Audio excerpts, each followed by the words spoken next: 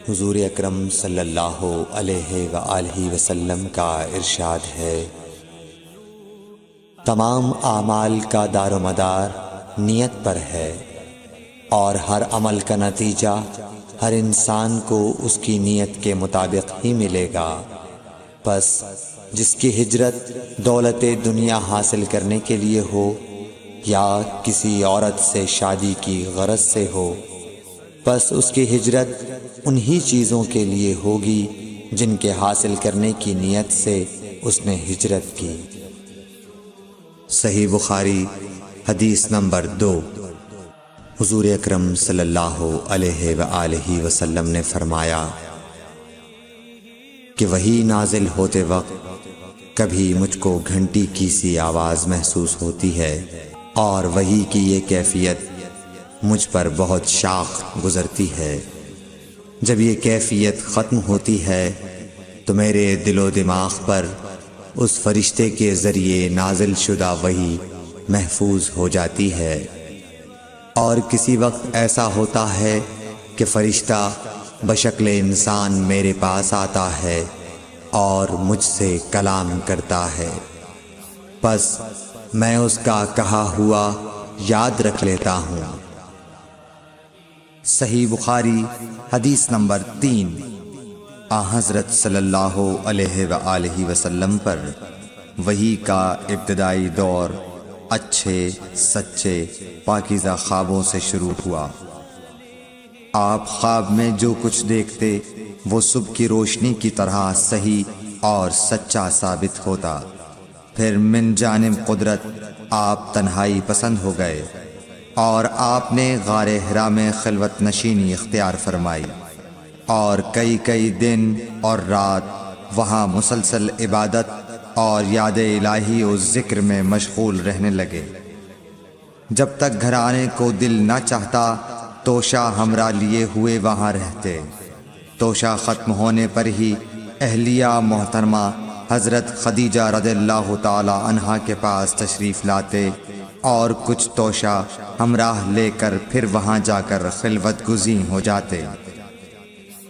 یہی طریقہ جاری رہا یہاں تک کہ آپ پر حق منکشف ہو گیا، اور آپ غار حرا ہی میں قیام پذیر تھے کہ اچانک حضرت جبرائیل علیہ السلام آپ کے پاس حاضر ہوئے اور کہنے لگے کہ اے محمد پڑھو۔ آپ فرماتے ہیں کہ میں نے کہا کہ میں پڑھنا نہیں جانتا۔ آپ صلی اللہ علیہ وسلم فرماتے ہیں کہ فرشتے نے مجھے پکڑ کر اتنے زور سے بھینچا کہ میری طاقت جواب دے گئی۔ پھر مجھے چھوڑ کر کہا پڑھو۔ میں نے پھر وہی جواب دیا کہ میں پڑھا ہوا نہیں ہوں۔ اس فرشتے نے مجھ کو نہایت ہی زور سے بھینچا کہ مجھ کو سخت تکلیف محسوس ہوئی۔ پھر اس نے کہا کہ پڑھ۔ میں نے کہا میں پڑھا ہوا نہیں ہوں۔ فرشتے نے تیسری بار مجھ کو پکڑا اور تیسری مرتبہ پھر مجھ کو بھینچا، پھر مجھے چھوڑ دیا اور کہنے لگا کہ پڑھو اپنے رب کے نام کی مدد سے جس نے پیدا کیا اور انسان کو خون کی پھٹکی سے بنایا۔ پڑھو اور آپ کا رب بہت ہی مہربانیاں کرنے والا ہے۔ بس یہی آیتیں آپ حضرت جبرائیل علیہ السلام سے سن کر اس حال میں غار حرا سے واپس ہوئے کہ آپ کا دل اس انوکھے واقعے سے کانپ رہا تھا۔ آپ حضرت خدیجہ کے ہاں تشریف لائے اور فرمایا کہ مجھے کمبل اوڑھا دو، مجھے کمبل اوڑھا دو۔ لوگوں نے آپ کو کمبل اوڑھا دیا۔ جب آپ کا ڈر جاتا رہا تو آپ نے اپنی زوجہ محترمہ حضرت خدیجہ رضی اللہ تعالی عنہا کو تفصیل کے ساتھ یہ واقعہ سنایا، اور فرمانے لگے کہ مجھ کو اب اپنی جان کا خوف ہو گیا ہے۔ آپ کی اہلیہ محترمہ حضرت خدیجہ رضی اللہ تعالی عنہا نے آپ کی ڈھارس بندھائی اور کہا کہ آپ کا خیال صحیح نہیں ہے۔ اللہ کی قسم آپ کو اللہ کبھی رسوا نہیں کرے گا۔ آپ تو اخلاق فاضلہ کے مالک ہیں، آپ تو کنبہ پرور ہیں، بے کسوں کا بوجھ اپنے سر پر رکھتے ہیں مفلسوں کے لیے آپ کماتے ہیں، مہمان نوازی میں آپ بے مثال ہیں، اور مشکل وقت میں آپ امر حق کا ساتھ دیتے ہیں۔ ایسے اوصاف حسنہ والا انسان یوں بے وقت ذلت و خواری کی موت نہیں پا سکتا۔ پھر مزید تسلی کے لیے حضرت خدیجہ رضی اللہ تعالی عنہا آپ کو ورقہ بن نوفل کے پاس لے گئیں، جو ان کے چچا زاد بھائی تھے اور زمانہ جاہلیت میں نصرانی مذہب اختیار کر چکے تھے اور عبرانی زبان کے کاتب تھے۔ چنانچہ انجیل کو بھی حسب منشائے خداوندی عبرانی زبان میں لکھا کرتے تھے۔ انجیل سریانی زبان میں نازل ہوئی تھی، پھر اس کا ترجمہ عبرانی زبان میں ہوا۔ ورقہ اسی کو لکھتے تھے۔ وہ بہت بوڑھے ہو گئے تھے، یہاں تک کہ ان کی بینائی بھی رخصت ہو چکی تھی۔ حضرت خدیجہ رضی اللہ تعالی عنہا نے ان کے سامنے آپ کے حالات بیان کیے اور کہا کہ اے چچا زاد بھائی، اپنے بھتیجے محمد صلی اللہ علیہ وسلم کی زبانی ذرا ان کی کیفیت سن لیجئے۔ وہ بولے کہ بھتیجے، آپ نے جو کچھ دیکھا ہے اس کی تفصیل سناؤ۔ چنانچہ آپ صلی اللہ علیہ وآلہ وسلم نے از اول تا آخر پورا واقعہ سنایا، جسے سن کر ورقہ بے اختیار ہو کر بول اٹھے کہ یہ تو وہی ناموس معزز رازدان فرشتہ ہے جسے اللہ نے حضرت موسیٰ علیہ السلام پر وحی دے کر بھیجا تھا۔ کاش میں آپ کے اس عہد نبوت کے شروع ہونے پر جواں عمر ہوتا، کاش میں اس وقت تک زندہ رہتا جبکہ آپ کی قوم آپ کو اس شہر سے نکال دے گی۔ رسول کریم صلی اللہ علیہ وآلہ وسلم نے یہ سن کر تعجب سے پوچھا کہ کیا وہ لوگ مجھ کو نکال دیں گے، حالانکہ میں تو ان میں صادق و امین و مقبول ہوں۔ ورقہ بولا، ہاں یہ سب کچھ سچ ہے، مگر جو شخص بھی آپ کی طرح امر حق لے کر آیا لوگ اس کے دشمن ہی ہو گئے ہیں۔ اگر مجھے آپ کی نبوت کا وہ زمانہ مل جائے تو میں آپ کی پوری مدد کروں گا، مگر ورقہ کچھ دنوں کے بعد انتقال کر گئے۔ پھر کچھ عرصے تک وحی کی آمد موقوف رہی۔ صحیح بخاری حدیث نمبر 4۔ حضور اکرم صلی اللہ علیہ وآلہ وسلم نے وحی کے رک جانے کے زمانے کے حالات بیان فرماتے ہوئے کہا کہ ایک روز میں چلا جا رہا تھا کہ اچانک میں نے آسمان کی طرف ایک آواز سنی اور میں نے اپنا سر آسمان کی طرف اٹھایا۔ کیا دیکھتا ہوں کہ وہی فرشتہ جو میرے پاس غار حرا میں آیا تھا وہ آسمان و زمین کے بیچ میں ایک کرسی پر بیٹھا ہوا ہے۔ میں اس سے ڈر گیا اور گھر آنے پر میں نے پھر کمبل اوڑھنے کی خواہش ظاہر کی۔ اس وقت اللہ پاک کی طرف سے یہ آیات نازل ہوئیں، اے لحاف اوڑھ کر لیٹنے والے، اٹھ کھڑا ہو اور لوگوں کو عذاب الہی سے ڈرا اور اپنے رب کی بڑائی بیان کر اور اپنے کپڑوں کو پاک صاف رکھ اور گندگی سے دور رہ۔ اس کے بعد وہی تیزی کے ساتھ پے در پے آنے لگی۔ صحیح بخاری حدیث نمبر 5۔ رسول اللہ صلی اللہ علیہ وآلہ وسلم نزول قرآن کے وقت بہت سختی محسوس فرمایا کرتے تھے، اور اس کی علامتوں میں سے ایک یہ تھی کہ یاد کرنے کے لیے آپ اپنے ہونٹوں کو ہلاتے تھے۔ ابن عباس رضی اللہ تعالیٰ عنہ نے کہا، میں اپنے ہونٹوں کو ہلاتا ہوں جس طرح آپ ہلاتے تھے۔ سعید کہتے ہیں، میں بھی اپنے ہونٹ ہلاتا ہوں جس طرح ابن عباس رضی اللہ تعالیٰ عنہ کو میں نے ہلاتے دیکھا۔ پھر انہوں نے اپنے ہونٹ ہلائے۔ ابن عباس رضی اللہ تعالیٰ عنہ نے کہا، پھر یہ آیت اتری کہ اے محمد، قرآن کو جلد جلد یاد کرنے کے لیے اپنی زبان نہ ہلاؤ، اس کا جمع کر دینا اور پڑھا دینا ہمارا ذمہ ہے۔ حضرت ابن عباس رضی اللہ تعالیٰ عنہ کہتے ہیں یعنی قرآن آپ صلی اللہ علیہ وآلہ وسلم کے دل میں جما دینا اور پڑھا دینا ہمارے ذمے ہے۔ پھر جب ہم پڑھ چکے تو اس پڑھے ہوئے کی اتباع کرو۔ ابن عباس رضی اللہ تعالی عنہ فرماتے ہیں اس کا مطلب یہ ہے آپ اس کو خاموشی کے ساتھ سنتے رہو، اس کے بعد مطلب سمجھا دینا ہمارے ذمے ہے، پھر یقیناً یہ ہماری ذمہ داری ہے کہ آپ اس کو پڑھو یعنی اس کو محفوظ کر سکو۔ چنانچہ اس کے بعد جب آپ کے پاس حضرت جبرائیل علیہ السلام وحی لے کر آتے تو آپ توجہ سے سنتے، جب وہ چلے جاتے تو رسول اللہ صلی اللہ علیہ وسلم اس وحی کو اس طرح پڑھتے جس طرح حضرت جبرائیل علیہ السلام نے اسے پڑھا تھا۔ صحیح بخاری حدیث نمبر 6۔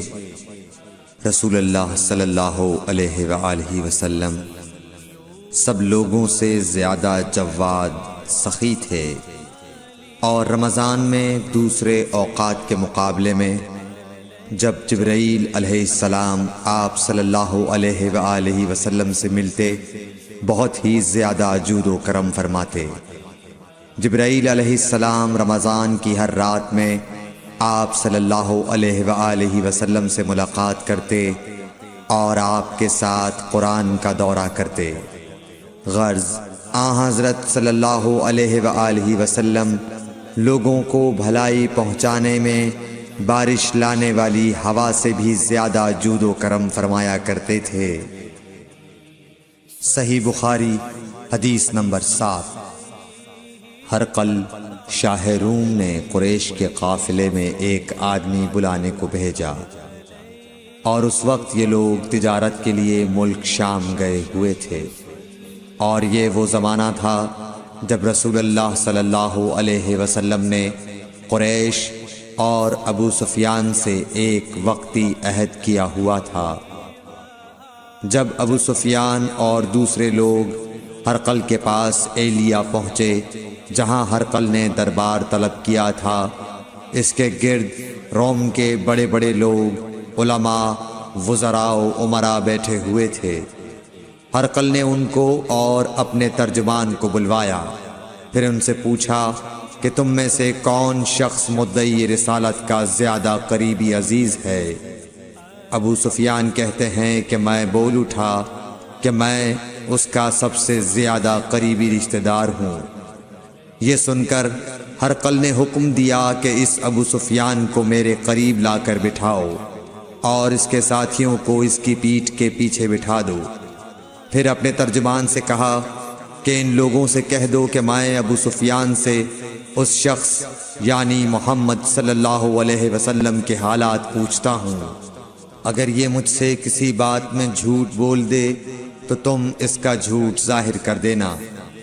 ابو سفیان کا قول ہے کہ خدا کی قسم اگر مجھے یہ غیرت نہ آتی کہ یہ لوگ مجھ کو جھٹلائیں گے تو میں آپ صلی اللہ علیہ وسلم کی نسبت ضرور غلط گوئی سے کام لیتا۔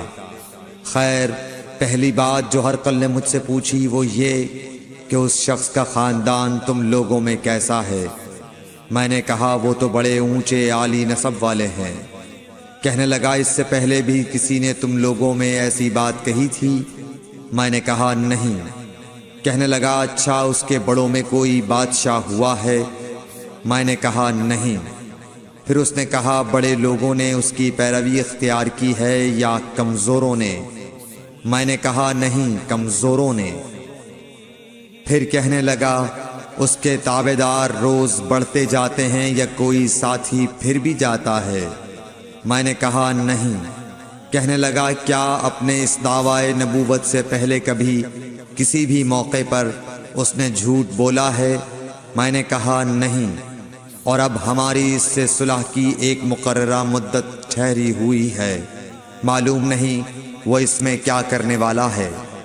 ابو سفیان کہتے ہیں میں اس بات کے سوا اور کوئی جھوٹ اس گفتگو میں شامل نہ کر سکا۔ ہرقل نے کہا کیا تمہاری اس سے کبھی لڑائی بھی ہوئی ہے؟ ہم نے کہا کہ ہاں۔ بولا پھر تمہاری اور اس کی جنگ کا کیا حال ہوتا ہے؟ میں نے کہا لڑائی ڈول کی طرح ہے، کبھی وہ ہم سے میدان جنگ جیت لیتے ہیں اور کبھی ہم ان سے جیت لیتے ہیں۔ ہرقل نے پوچھا، وہ تمہیں کس بات کا حکم دیتا ہے؟ میں نے کہا، وہ کہتا ہے کہ صرف ایک اللہ ہی کی عبادت کرو، اس کا کسی کو شریک نہ بناؤ، اور اپنے باپ دادا کی شرک کی باتیں چھوڑ دو، اور ہمیں نماز پڑھنے، سچ بولنے، پرہیزگاری اور صلہ رحمی کا حکم دیتا ہے۔ یہ سب سن کر پھر ہرقل نے اپنے ترجمان سے کہا کہ ابو سفیان سے کہہ دے کہ میں نے تم سے اس کا نسب پوچھا تو تم نے کہا کہ وہ ہم سے عالی نسب ہے، اور پیغمبر اپنی قوم میں عالی نسب ہی بھیجے جایا کرتے ہیں۔ میں نے تم سے پوچھا کہ دعویٰ نبوت کی یہ بات تمہارے اندر اس سے پہلے کسی اور نے بھی کہی تھی، تو تم نے جواب دیا کہ نہیں۔ تب میں نے اپنے دل میں کہا کہ اگر یہ بات اس سے پہلے کسی اور نے کہی ہوتی تو میں سمجھتا کہ اس شخص نے بھی اسی بات کی تقلید کی ہے جو پہلے کہی جا چکی ہے۔ میں نے تم سے پوچھا کہ اس کے بڑوں میں کوئی بادشاہ بھی گزرا ہے، تو تم نے کہا کہ نہیں۔ تو میں نے دل میں کہا کہ ان کے بزرگوں میں سے کوئی بادشاہ ہوا ہوگا تو کہہ دوں گا کہ وہ شخص اس بہانے اپنے آباء و اجداد کی بادشاہت اور ان کا ملک دوبارہ حاصل کرنا چاہتا ہے۔ اور میں نے تم سے پوچھا کہ اس بات کے کہنے یعنی پیغمبری کا دعویٰ کرنے سے پہلے تم نے کبھی اس کو دروغ گوئی کا الزام لگایا ہے؟ تم نے کہا کہ نہیں۔ تو میں نے سمجھ لیا کہ جو شخص آدمیوں کے ساتھ دروغ گوئی سے بچے وہ اللہ کے بارے میں کیسے جھوٹی بات کہہ سکتا ہے۔ اور میں نے تم سے پوچھا کہ بڑے لوگ اس کے پیرو ہوتے ہیں یا کمزور آدمی؟ تم نے کہا کمزوروں نے اس کی اتباع کی ہے۔ تو دراصل یہی لوگ پیغمبروں کے متبعین ہوتے ہیں۔ اور میں نے تم سے پوچھا کہ اس کے ساتھی بڑھ رہے ہیں یا کم ہو رہے ہیں؟ تم نے کہا کہ وہ بڑھ رہے ہیں، اور ایمان کی کیفیت یہی ہوتی ہے حتیٰ کہ وہ کامل ہو جاتا ہے۔ اور میں نے تم سے پوچھا کہ آیا کوئی شخص اس کے دین سے ناخوش ہو کر مرتد بھی ہو جاتا ہے؟ تم نے کہا نہیں۔ تو ایمان کی خاصیت بھی یہی ہے، جن کے دلوں میں اس کی مسرت رچ بس جائے وہ اس سے لوٹا نہیں کرتے۔ اور میں نے تم سے پوچھا کہ آیا وہ کبھی عہد شکنی کرتے ہیں؟ تم نے کہا نہیں۔ پیغمبروں کا یہی حال ہوتا ہے، وہ عہد کی خلاف ورزی نہیں کرتے۔ اور میں نے تم سے کہا کہ وہ تم سے کس چیز کے لیے کہتے ہیں؟ تم نے کہا کہ وہ ہمیں حکم دیتے ہیں کہ اللہ کی عبادت کرو، اس کے ساتھ کسی کو شریک نہ ٹھہراؤ، اور تمہیں بتوں کی پرستش سے روکتے ہیں، سچ بولنے اور پرہیزگاری کا حکم دیتے ہیں۔ لہٰذا اگر یہ باتیں جو تم کہہ رہے ہو سچ ہیں تو ان قریب وہ اس جگہ کا مالک ہو جائے گا کہ جہاں میرے یہ دونوں پاؤں ہیں۔ مجھے معلوم تھا کہ وہ پیغمبر آنے والا ہے، مگر مجھے یہ معلوم نہیں تھا کہ وہ تمہارے اندر ہوگا۔ اگر میں جانتا کہ اس تک پہنچ سکوں گا تو اس سے ملنے کے لیے ہر تکلیف گوارا کرتا۔ اگر میں اس کے پاس ہوتا تو اس کے پاؤں دھوتا۔ ہرقل نے رسول اللہ صلی اللہ علیہ وسلم کا وہ خط منگایا جو آپ نے وحیہ کلبی رضی اللہ تعالیٰ عنہ کے ذریعے حاکم بصرہ کے پاس بھیجا تھا، اور اس نے وہ ہرقل کے پاس بھیج دیا تھا۔ پھر اس کو پڑھا تو اس میں لکھا تھا، اللہ کے نام کے ساتھ جو نہایت مہربان اور رحم والا ہے۔ اللہ کے بندے اور اس کے پیغمبر محمد صلی اللہ علیہ وسلم کی طرف سے یہ خط ہے شاہ روم کے لیے۔ اس شخص پر سلام ہو جو ہدایت کی پیروی کرے۔ اس کے بعد میں آپ کے سامنے دعوت اسلام پیش کرتا ہوں۔ اگر آپ اسلام لے آئیں گے تو دین و دنیا میں سلامتی نصیب ہوگی، اللہ آپ کو دوہرا ثواب دے گا، اور اگر آپ میری دعوت سے روگردانی کریں گے تو آپ کی رعایا کا گناہ بھی آپ ہی پر ہوگا۔ اور اے اہل کتاب، ایک ایسی بات پر آ جاؤ جو ہمارے اور تمہارے درمیان یکساں ہے، وہ یہ کہ ہم اللہ کے سوا کسی کی عبادت نہ کریں اور کسی کو اس کا شریک نہ ٹھہرائیں، اور نہ ہم میں سے کوئی کسی کو خدا کے سوا اپنا رب بنائے۔ پھر اگر وہ اہل کتاب اس کتاب سے منہ پھیر لیں تو مسلمانوں، تم ان سے کہہ دو کہ تم مانو یا نہ مانو، ہم ایک خدا کے اطاعت گزار ہیں۔ ابو سفیان کہتے ہیں جب ہرقل نے جو کچھ کہنا تھا کہہ دیا اور خط پڑھ کر فارغ ہوا تو اس کے ارد گرد بہت شور و غوغا ہوا، بہت سی آوازیں اٹھیں اور ہمیں باہر نکال دیا گیا۔ تب میں نے اپنے ساتھیوں سے کہا کہ ابو کبشہ کے بیٹے حضرت صلی اللہ علیہ وسلم کا معاملہ تو بہت بڑھ گیا، دیکھو تو اس سے بنی اصفر روم کا بادشاہ بھی ڈرتا ہے۔ مجھے اس وقت سے اس بات کا یقین ہو گیا کہ حضور صلی اللہ علیہ وسلم ان قریب غالب ہو کر رہیں گے، حتیٰ کہ اللہ نے مجھے مسلمان کر دیا۔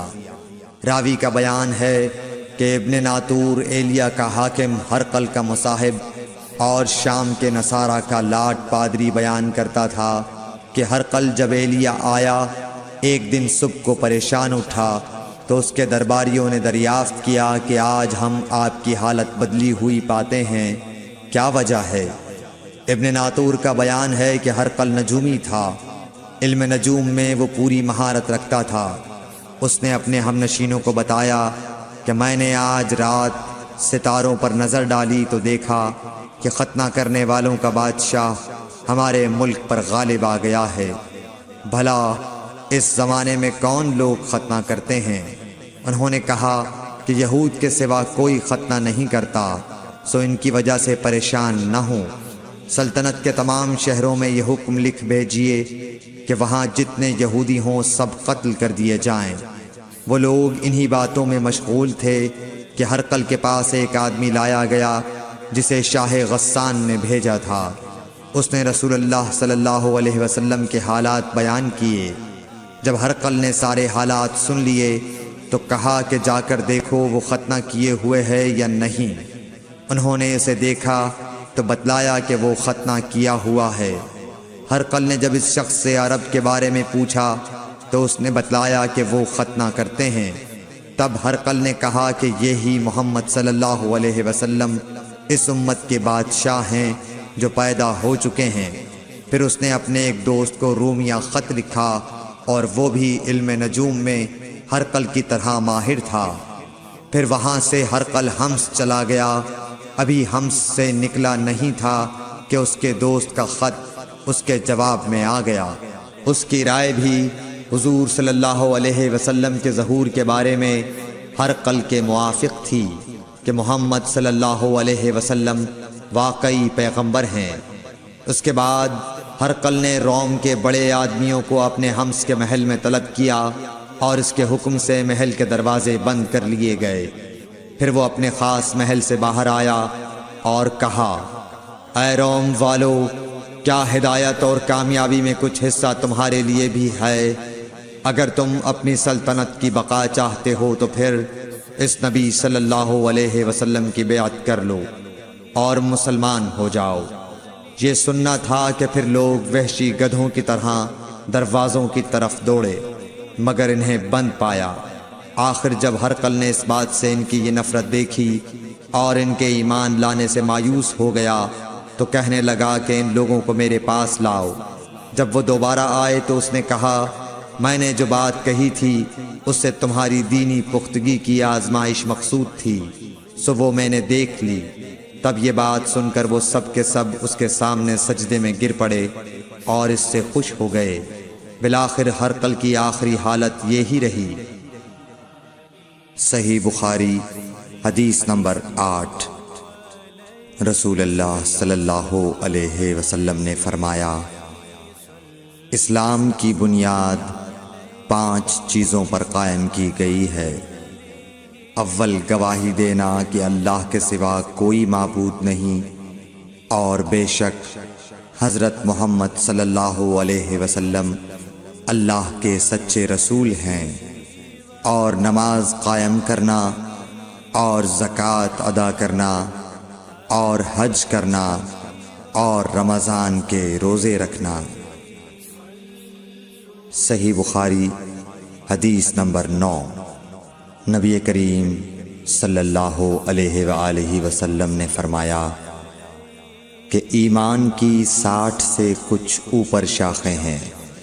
اور حیا شرم بھی ایمان کی ایک شاخ ہے۔ صحیح بخاری حدیث نمبر 10۔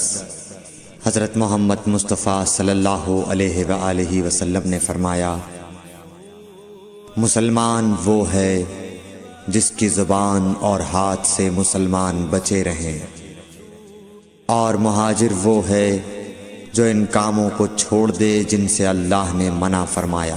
صحیح بخاری حدیث نمبر 11۔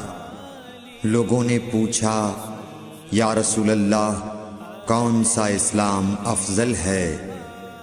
تو نبی صلی اللہ علیہ وسلم نے فرمایا، وہ جس کے ماننے والے مسلمانوں کی زبان اور ہاتھ سے سارے مسلمان سلامتی میں رہیں۔ صحیح بخاری حدیث نمبر 12۔ ایک دن ایک آدمی نے حضرت صلی اللہ علیہ وسلم سے پوچھا کہ کون سا اسلام بہتر ہے؟ فرمایا، یہ کہ تم کھانا کھلاؤ اور جس کو پہچانو اس کو بھی اور جس کو نہ پہچانو اس کو بھی، الغرض سب کو سلام کرو۔ صحیح بخاری حدیث نمبر 13۔ حضور اکرم صلی اللہ علیہ وآلہ وسلم نے فرمایا، تم میں سے کوئی شخص ایماندار نہ ہوگا جب تک اپنے بھائی کے لیے وہ نہ چاہے جو اپنے نفس کے لیے چاہتا ہے۔ صحیح بخاری حدیث نمبر 14۔ رسول کریم صلی اللہ علیہ وسلم نے فرمایا، قسم ہے اس ذات کی جس کے ہاتھ میں میری جان ہے، تم میں سے کوئی بھی ایماندار نہ ہوگا جب تک میں اس کے والد اور اولاد سے بھی زیادہ اس کا محبوب نہ بن جاؤں۔ صحیح بخاری حدیث نمبر 15۔ حضرت صلی اللہ علیہ وسلم نے فرمایا، تم میں سے کوئی شخص ایماندار نہ ہوگا جب تک اس کے والد اور اس کی اولاد اور تمام لوگوں سے زیادہ اس کے دل میں میری محبت نہ ہو جائے۔ صحیح بخاری حدیث نمبر 16۔ نبی کریم صلی اللہ علیہ وآلہ وسلم نے فرمایا، 3 خصلتیں ایسی ہیں کہ جس میں یہ پیدا ہو جائیں اس نے ایمان کی مٹھاس کو پا لیا۔ اول یہ کہ اللہ اور اس کا رسول اس کے نزدیک سب سے زیادہ محبوب بن جائیں، دوسرے یہ کہ وہ کسی انسان سے محض اللہ کی رضا کے لیے محبت رکھے، تیسرے یہ کہ وہ کفر میں واپس لوٹنے کو ایسا برا جانے جیسا کہ آگ میں ڈالے جانے کو برا جانتا ہے۔ صحیح بخاری حدیث نمبر 17۔ حضور اکرم صلی اللہ علیہ وآلہ وسلم نے فرمایا، انصار سے محبت رکھنا ایمان کی نشانی ہے، اور انصار سے کینہ رکھنا نفاق کی نشانی ہے۔ صحیح بخاری حدیث نمبر 18۔ رسول اللہ صلی اللہ علیہ وسلم نے اس وقت جب آپ کے گرد صحابہ کی ایک جماعت بیٹھی ہوئی تھی فرمایا کہ مجھ سے بیعت کرو اس بات پر کہ اللہ کے ساتھ کسی کو شریک نہ کرو گے، چوری نہ کرو گے، زنا نہ کرو گے، اپنی اولاد کو قتل نہ کرو گے، اور ناعمدن کسی پر کوئی ناحق بہتان باندھو گے، اور کسی بھی اچھی بات میں اللہ کی نافرمانی نہ کرو گے۔ جو کوئی تم میں اس عہد کو پورا کرے گا تو اس کا ثواب اللہ کے ذمے ہے، اور جو کوئی ان بری باتوں میں سے کسی کا ارتکاب کرے اور اسے دنیا میں اسلامی قانون کے تحت سزا دے دی گئی تو یہ سزا اس کے گناہوں کے لیے بدلہ ہو جائے گی، اور جو کوئی ان میں سے کسی بات میں مبتلا ہو گیا اور اللہ نے اس کے گناہ کو چھپا لیا تو پھر اس کا معاملہ اللہ کے حوالے ہے، اگر چاہے معاف کرے اور اگر چاہے سزا دے دے۔ عبادہ کہتے ہیں کہ پھر ہم سب نے ان سب باتوں پر آپ صلی اللہ علیہ وسلم سے بیعت کر لی۔ صحیح بخاری حدیث نمبر 19۔ رسول اللہ صلی اللہ علیہ وسلم نے فرمایا، وہ وقت قریب ہے جب مسلمان کا سب سے عمدہ مال اس کی بکریاں ہوں گی، جن کے پیچھے وہ پہاڑوں کی چوٹیوں اور برساتی وادیوں میں اپنے دین کو بچانے کے لیے بھاگ جائے گا۔ صحیح بخاری حدیث نمبر 20۔ رسول اللہ صلی اللہ علیہ وسلم کسی کام کا حکم دیتے تو ایسا ہی کام ہوتا جس کے کرنے کی لوگوں میں طاقت ہوتی۔ اس پر صحابہ کرام نے عرض کیا کہ یا رسول اللہ، ہم لوگ تو آپ جیسے نہیں ہیں، آپ تو معصوم ہیں اور آپ کی اللہ پاک نے اگلی پچھلی سب لغزشیں معاف فرما دی ہیں، اس لیے ہمیں اپنے سے کچھ زیادہ عبادت کرنے کا حکم فرمائیے۔ یہ سن کر آپ ناراض ہوئے، حتیٰ کہ خفگی آپ کے چہرہ مبارک سے ظاہر ہونے لگی۔ پھر فرمایا کہ بے شک میں تم سب سے زیادہ اللہ سے ڈرتا ہوں اور تم سب سے زیادہ اسے جانتا ہوں، پس تم مجھ سے بڑھ کر عبادت نہیں کر سکتے۔ صحیح بخاری حدیث نمبر 21۔ حضور اکرم صلی اللہ علیہ وآلہ وسلم نے ارشاد فرمایا، جس شخص میں یہ 3 باتیں ہوں گی وہ ایمان کا مزہ پالے گا۔ ایک یہ کہ وہ شخص جسے اللہ اور اس کا رسول ان کے ماں سوا سے زیادہ عزیز ہوں، اور دوسرے یہ کہ جو کسی بندے سے محض اللہ ہی کے لیے محبت کرے، اور تیسری بات یہ کہ جسے اللہ نے کفر سے نجات دی ہو، پھر دوبارہ کفر اختیار کرنے کو وہ ایسا برا سمجھے جیسا آگ میں گر جانے کو برا جانتا ہے۔ صحیح بخاری حدیث نمبر 22۔ حضرت محمد مصطفیٰ صلی اللہ علیہ وآلہ وسلم نے فرمایا، جب جنتی جنت میں اور دوزخی دوزخ میں داخل ہو جائیں گے، اللہ پاک فرمائے گا، جس کے دل میں رائی کے دانے کے برابر بھی ایمان ہو، اس کو بھی دوزخ سے نکال لو۔ تب ایسے لوگ دوزخ سے نکال لیے جائیں گے اور وہ جل کر کوئلے کی طرح سیاہ ہو چکے ہوں گے، پھر زندگی کی نہر میں یا بارش کے پانی میں ڈالے جائیں گے۔ اس وقت وہ دانے کی طرح اگائیں گے جس طرح ندی کے کنارے دانے اگاتے ہیں۔ کیا تم نے نہیں دیکھا کہ دانہ زردی مائل پیچ در پیچ نکلتا ہے؟ صحیح بخاری حدیث نمبر 23۔ حضور اکرم صلی اللہ علیہ وآلہ وسلم نے فرمایا، میں ایک وقت سو رہا تھا، میں نے خواب میں دیکھا کہ لوگ میرے سامنے پیش کیے جا رہے ہیں اور وہ کرتے پہنے ہوئے ہیں، کسی کا کرتا سینے تک ہے اور کسی کا اس سے نیچا ہے۔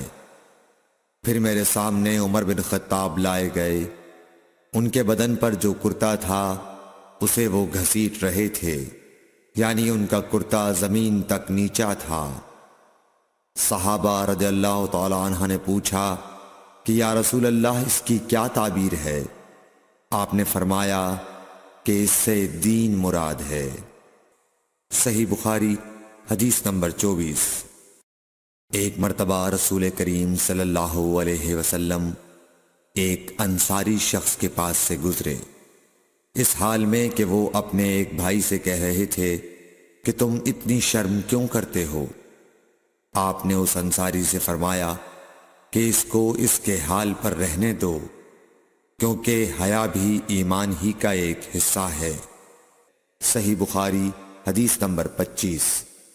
رسول اللہ صلی اللہ علیہ وسلم نے فرمایا، مجھے اللہ کی طرف سے حکم دیا گیا ہے کہ لوگوں سے جنگ کروں اس وقت تک کہ وہ اس بات کا اقرار کر لیں کہ اللہ کے سوا کوئی معبود نہیں ہے، اور یہ کہ محمد صلی اللہ علیہ وسلم اللہ کے سچے رسول ہیں، اور نماز ادا کرنے لگیں اور زکوٰۃ دیں۔ جس وقت وہ یہ کرنے لگیں گے تو مجھ سے اپنے جان و مال کو محفوظ کر لیں گے، سوائے اسلام کے حق کے۔ رہا ان کے دل کا حال تو ان کا حساب اللہ کے ذمے ہے۔ صحیح بخاری حدیث نمبر 26۔ رسول اللہ صلی اللہ علیہ وسلم سے دریافت کیا گیا کہ کون سا عمل سب سے افضل ہے؟ فرمایا اللہ اور اس کے رسول پر ایمان لانا۔ کہا گیا اس کے بعد کون سا؟ آپ نے فرمایا کہ اللہ کی راہ میں جہاد کرنا۔ کہا گیا پھر کیا ہے؟ آپ نے فرمایا حج مبرور۔ صحیح بخاری حدیث نمبر 27۔ رسول اللہ صلی اللہ علیہ وسلم نے چند لوگوں کو کچھ عطیہ دیا اور سعد وہاں موجود تھے۔ وہ کہتے ہیں کہ رسول اللہ صلی اللہ علیہ وسلم نے ان میں سے ایک شخص کو کچھ نہ دیا، حالانکہ وہ ان میں مجھے سب سے زیادہ پسند تھا۔ میں نے کہا حضور آپ نے فلاں کو کچھ نہ دیا، میں اسے مومن گمان کرتا ہوں۔ آپ نے فرمایا مومن یا مسلمان؟ میں تھوڑی دیر چپ رہ کر پھر پہلی بات دہرانے لگا۔ حضور صلی اللہ علیہ وسلم نے بھی دوبارہ وہی جواب دیا۔ پھر آپ نے فرمایا کہ اے سعد، باوجود یہ کہ ایک شخص مجھے زیادہ عزیز ہے، پھر بھی میں اسے نظر انداز کر کے کسی اور دوسرے کو اس خوف کی وجہ سے یہ مال دیتا ہوں کہ وہ اپنی کمزوری کی وجہ سے اسلام سے پھر جائے اور اللہ اسے آگ میں اوندھا ڈال دے۔ صحیح بخاری حدیث نمبر 28۔ ایک آدمی نے رسول اللہ صلی اللہ علیہ وسلم سے پوچھا کون سا اسلام بہتر ہے؟ آپ صلی اللہ علیہ وسلم نے فرمایا کہ تو کھانا کھلائے اور ہر شخص کو سلام کرے، خواہ اس کو تو جانتا ہو یا نہ جانتا ہو۔ صحیح بخاری حدیث نمبر 29۔ حضرت صلی اللہ علیہ وسلم نے فرمایا مجھے دوزخ دکھلائی گئی تو اس میں زیادہ تر عورتیں تھیں جو کفر کرتی ہیں۔ کہا گیا حضور کیا وہ اللہ کے ساتھ کفر کرتی ہیں؟ آپ صلی اللہ علیہ وسلم نے فرمایا کہ خاوند کی ناشکری کرتی ہیں اور احسان کی ناشکری کرتی ہیں۔ اگر تم عمر بھر ان میں سے کسی کے ساتھ احسان کرتے رہو، پھر تمہاری طرف سے کبھی کوئی ان کے خیال میں ناگواری کی بات ہو جائے تو فوراً کہہ اٹھے گی کہ میں نے کبھی بھی تجھ سے کوئی بھلائی نہیں دیکھی۔ صحیح بخاری حدیث نمبر 30۔ حضرت صلی اللہ علیہ وآلہ وسلم فرماتے تھے جب دو مسلمان اپنی اپنی تلواریں لے کر بھڑ جائیں تو قاتل اور مقتول دونوں دوزخی ہیں۔ عرض کیا گیا یا رسول اللہ قاتل تو خیر ضرور دوزخی ہونا چاہیے، مقتول کیوں؟ فرمایا وہ بھی اپنے ساتھی کو مار ڈالنے کی حرص رکھتا تھا، موقع پاتا تو وہ اسے ضرور قتل کر دیتا۔ دل کے عزم صمیم پر وہ دوزخی ہوا۔ ابو ذر ایک جوڑا پہنے ہوئے تھے اور ان کا غلام بھی جوڑا پہنے ہوئے تھا۔ سبب دریافت کیا گیا تو کہنے لگے کہ میں نے ایک شخص یعنی غلام کو برا بھلا کہا تھا اور اس کی ماں کی غیرت دلائی یعنی گالی دی، تو رسول اللہ صلی اللہ علیہ وسلم نے یہ معلوم کر کے مجھ سے فرمایا اے ابو ذر تو نے اسے ماں کے نام سے غیرت دلائی ہے، بے شک تجھ میں ابھی کچھ زمانہ جاہلیت کا اثر باقی ہے۔ یاد رکھو ماتحت لوگ تمہارے بھائی ہیں، اللہ نے اپنی کسی مصلحت کی بنا پر انہیں تمہارے قبضے میں دے رکھا ہے، تو جس کے ماتحت اس کا کوئی بھائی ہو تو اس کو بھی وہی کھلائے جو آپ کھاتا ہے، اور وہ کپڑا اسے پہنائے جو آپ پہنتا ہے، اور ان کو اتنے کام کی تکلیف نہ دو کہ ان کے لیے مشکل ہو جائے، اور اگر کوئی سخت کام ڈالو تو تم خود بھی ان کی مدد کرو۔ صحیح بخاری حدیث نمبر 32۔ جب سورہ انعام کی یہ آیت اتری جو لوگ ایمان لائے اور انہوں نے اپنے ایمان میں گناہوں کی آمیزش نہیں کی، تو آپ صلی اللہ علیہ وسلم کے اصحاب نے کہا یا رسول اللہ یہ تو بہت ہی مشکل ہے، ہم میں کون ایسا ہے جس نے گناہ نہیں کیا؟ تب اللہ پاک نے سورہ لقمان کی یہ آیت اتاری کہ بے شک شرک بڑا ظلم ہے۔ صحیح بخاری حدیث نمبر 33۔ رسول اللہ صلی اللہ علیہ وآلہ وسلم نے فرمایا، منافق کی علامتیں 3 ہیں: جب بات کرے جھوٹ بولے، جب وعدہ کرے اس کے خلاف کرے، اور جب اس کو امین بنایا جائے تو خیانت کرے۔ صحیح بخاری حدیث نمبر 34۔ رسول اللہ صلی اللہ علیہ وسلم نے فرمایا کہ 4 عادتیں جس کسی میں ہوں تو وہ خالص منافق ہے، اور جس کسی میں ان 4 میں سے ایک عادت ہو تو وہ بھی نفاق ہی ہے جب تک اسے نہ چھوڑ دے۔ وہ یہ ہیں: جب اسے امین بنایا جائے تو امانت میں خیانت کرے، اور بات کرتے وقت جھوٹ بولے، اور جب کسی سے عہد کرے تو اسے پورا نہ کرے، اور جب کسی سے لڑے تو گالیوں پر اتر آئے۔ صحیح بخاری حدیث نمبر 35۔ رسول اللہ صلی اللہ علیہ وسلم نے فرمایا، جو شخص شب قدر ایمان کے ساتھ محض ثواب آخرت کے لیے ذکر و عبادت میں گزارے، اس کے گزشتہ گناہ بخش دیے جاتے ہیں۔ صحیح بخاری حدیث نمبر 36۔ رسول اللہ صلی اللہ علیہ وسلم نے فرمایا، جو شخص اللہ کی راہ میں جہاد کے لیے نکلا، اللہ اس کا ضامن ہو گیا۔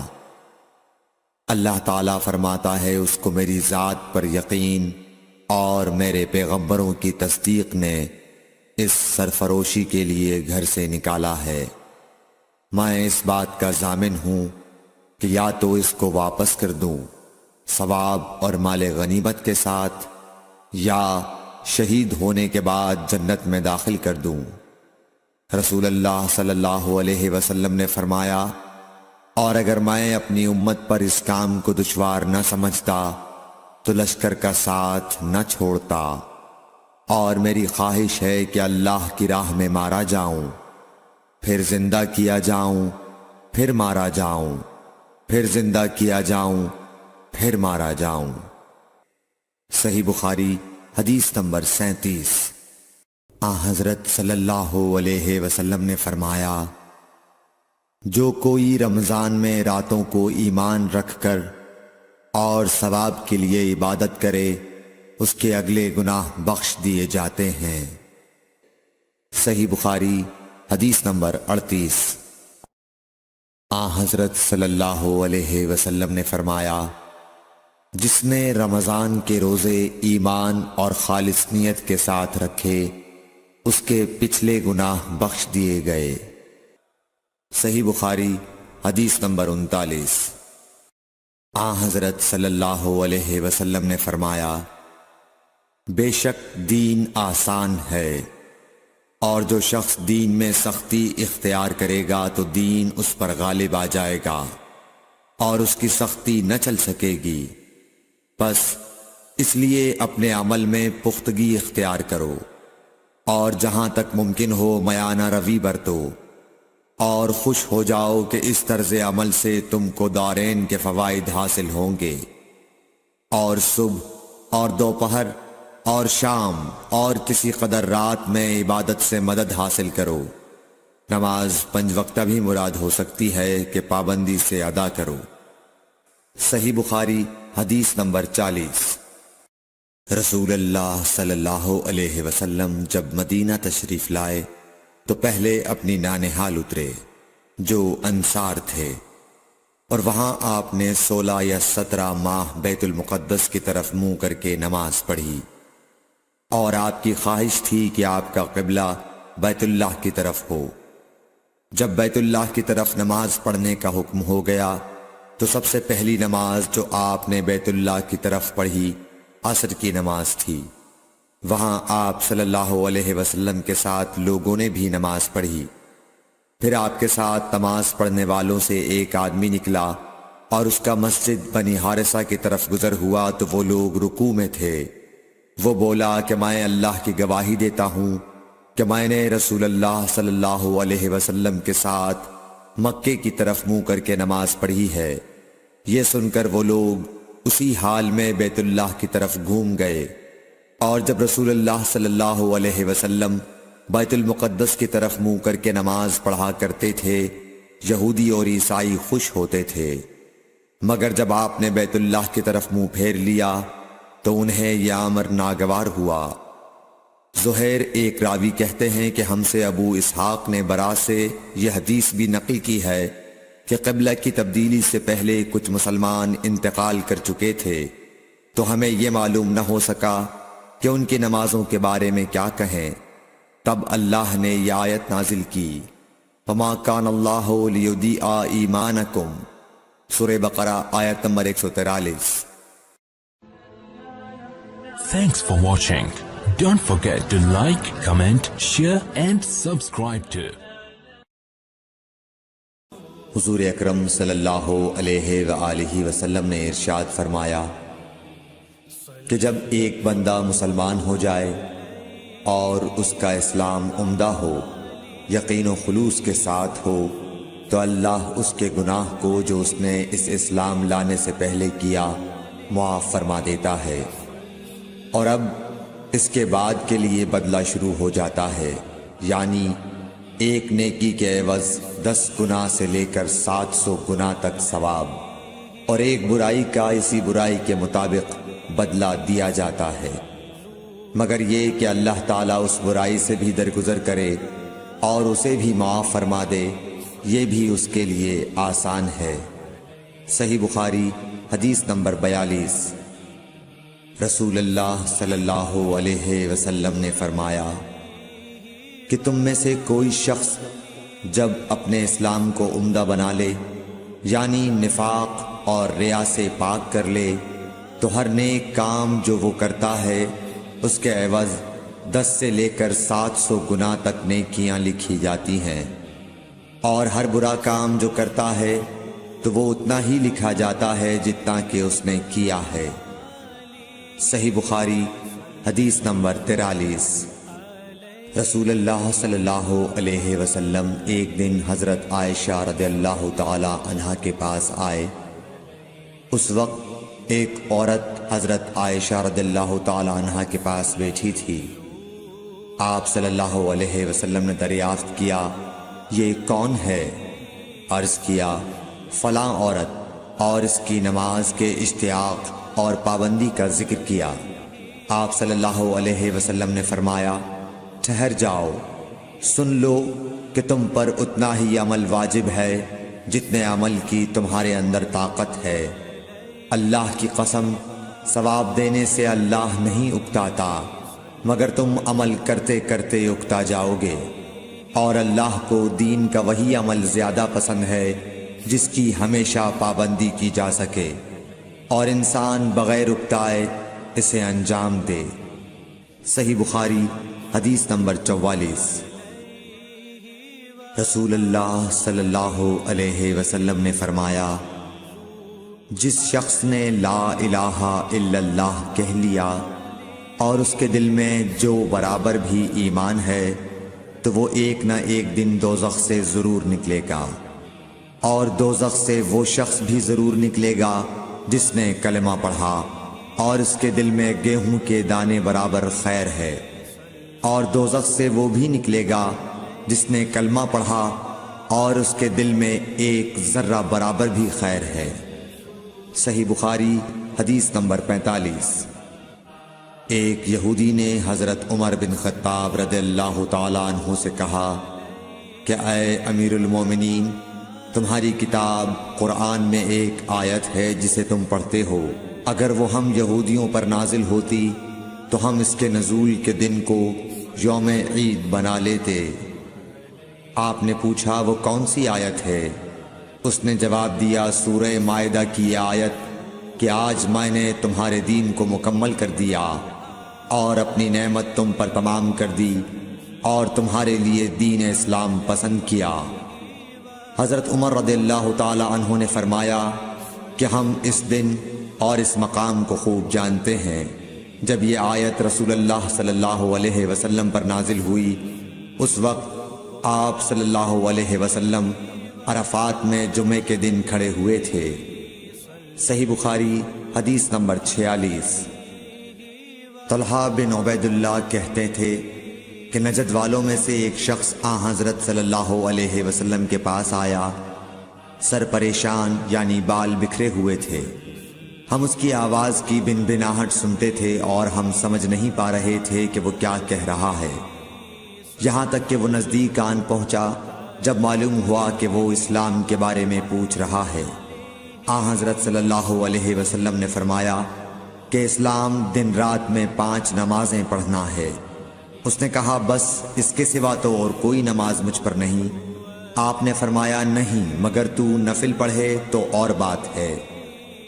حضرت صلی اللہ علیہ وسلم نے فرمایا اور رمضان کے روزے رکھنا۔ اس نے کہا اور تو کوئی روزہ مجھ پر نہیں ہے۔ آپ نے فرمایا نہیں مگر تو نفل روزے رکھے تو اور بات ہے۔ طلحہ نے کہا اور حضرت صلی اللہ علیہ وسلم نے اس زکوٰۃ کا بیان کیا۔ وہ کہنے لگا کہ بس اور کوئی صدقہ مجھ پر نہیں ہے۔ آپ نے فرمایا نہیں مگر یہ کہ تو نفل صدقہ دے تو اور بات ہے۔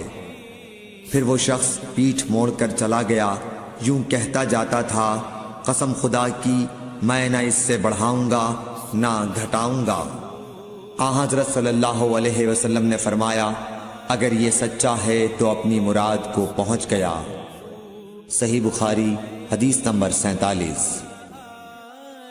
حضرت صلی اللہ علیہ وسلم نے فرمایا جو کوئی ایمان رکھ کر اور ثواب کی نیت سے کسی مسلمان کے جنازے کے ساتھ جائے اور نماز اور دفن سے فراغت ہونے تک اس کے ساتھ رہے تو وہ 2 قیرات ثواب لے کر لوٹے گا۔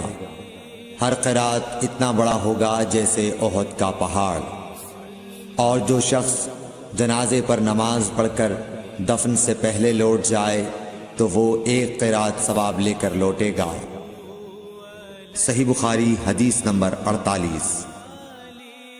حضرت صلی اللہ علیہ وسلم نے فرمایا کہ مسلمان کو گالی دینے سے آدمی فاسق ہو جاتا ہے اور مسلمان سے لڑنا کفر ہے۔ صحیح بخاری حدیث نمبر 49۔ حضرت صلی اللہ علیہ وسلم اپنے حجرے سے نکلے، لوگوں کو شب قدر بتانا چاہتے تھے وہ کون سی رات ہے۔ اتنے میں 2 مسلمان آپس میں لڑ پڑے۔ آپ صلی اللہ علیہ وسلم نے فرمایا میں تو اس لیے باہر نکلا تھا کہ تم کو شب قدر بتلاؤں، اور فلاں فلاں آدمی لڑ پڑے تو وہ میرے دل سے اٹھا لی گئی، اور شاید اسی میں کچھ تمہاری بہتری ہو، تو اب ایسا کرو کہ شب قدر کو رمضان کی 27ویں، 29ویں اور 25ویں رات میں ڈھونڈا کرو۔ صحیح بخاری حدیث نمبر 50۔ ایک دن حضرت صلی اللہ علیہ وسلم لوگوں میں تشریف فرما تھے کہ آپ کے پاس ایک شخص آیا اور پوچھنے لگا کہ ایمان کسے کہتے ہیں۔ آپ صلی اللہ علیہ وسلم نے فرمایا کہ ایمان یہ ہے کہ تم اللہ پاک کے وجود اور اس کی وحدانیت پر ایمان لاؤ، اور اس کے فرشتوں کے وجود پر، اور اس اللہ کی ملاقات کے برحق ہونے پر، اور اس کے رسولوں کے برحق ہونے پر، اور مرنے کے بعد دوبارہ اٹھنے پر ایمان لاؤ۔ پھر اس نے پوچھا کہ اسلام کیا ہے؟ آپ صلی اللہ علیہ وسلم نے پھر جواب دیا کہ اسلام یہ ہے کہ تم خالص اللہ کی عبادت کرو اور اس کے ساتھ کسی کو شریک نہ بناؤ، اور نماز قائم کرو، اور زکوٰۃ فرض ادا کرو، اور رمضان کے روزے رکھو۔ پھر اس نے احسان کے متعلق پوچھا۔ آپ صلی اللہ علیہ وسلم نے فرمایا احسان یہ ہے کہ تم اللہ کی عبادت اس طرح کرو گویا تم اسے دیکھ رہے ہو۔ اگر یہ درجہ نہ حاصل ہو تو پھر یہ تو سمجھو کہ وہ تم کو دیکھ رہا ہے۔ پھر اس نے پوچھا کہ قیامت کب آئے گی؟ آپ صلی اللہ علیہ وسلم نے فرمایا کہ اس کے بارے میں جواب دینے والا پوچھنے والے سے کچھ زیادہ نہیں جانتا، البتہ میں تمہیں اس کی نشانیاں بتلا سکتا ہوں۔ وہ یہ ہیں: کہ جب لونڈی اپنے آقا کو جنے گی اور جب سیاہ اونٹوں کے چرانے والے دیہاتی لوگ ترقی کرتے کرتے مکانات کی تعمیر میں ایک دوسرے سے بازی لے جانے کی کوشش کریں گے، یاد رکھو قیامت کا علم ان 5 چیزوں میں ہے جن کو اللہ کے سوا کوئی نہیں جانتا۔ پھر آپ صلی اللہ علیہ وسلم نے یہ آیت پڑھی کہ اللہ ہی کو قیامت کا علم ہے کہ وہ کب ہوگی۔ پھر وہ پوچھنے والا پیٹھ پھیر کر جانے لگا۔ آپ نے فرمایا کہ اسے واپس بلا کر لاؤ۔ لوگ دوڑ پڑے مگر وہ کہیں نظر نہیں آیا۔ آپ صلی اللہ علیہ وسلم نے فرمایا کہ یہ جبرائیل علیہ السلام تھے جو لوگوں کو ان کا دین سکھانے آئے تھے۔ Thanks for watching. Don't forget to like, comment, share and subscribe to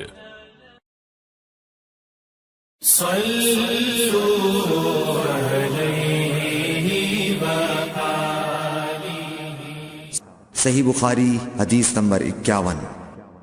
ہرقل شاہ روم نے ابو سفیان سے کہا، میں نے تم سے پوچھا تھا کہ اس رسول کے ماننے والے بڑھ رہے ہیں یا گھٹ رہے ہیں؟ تو نے جواب میں بتلایا کہ وہ بڑھ رہے ہیں۔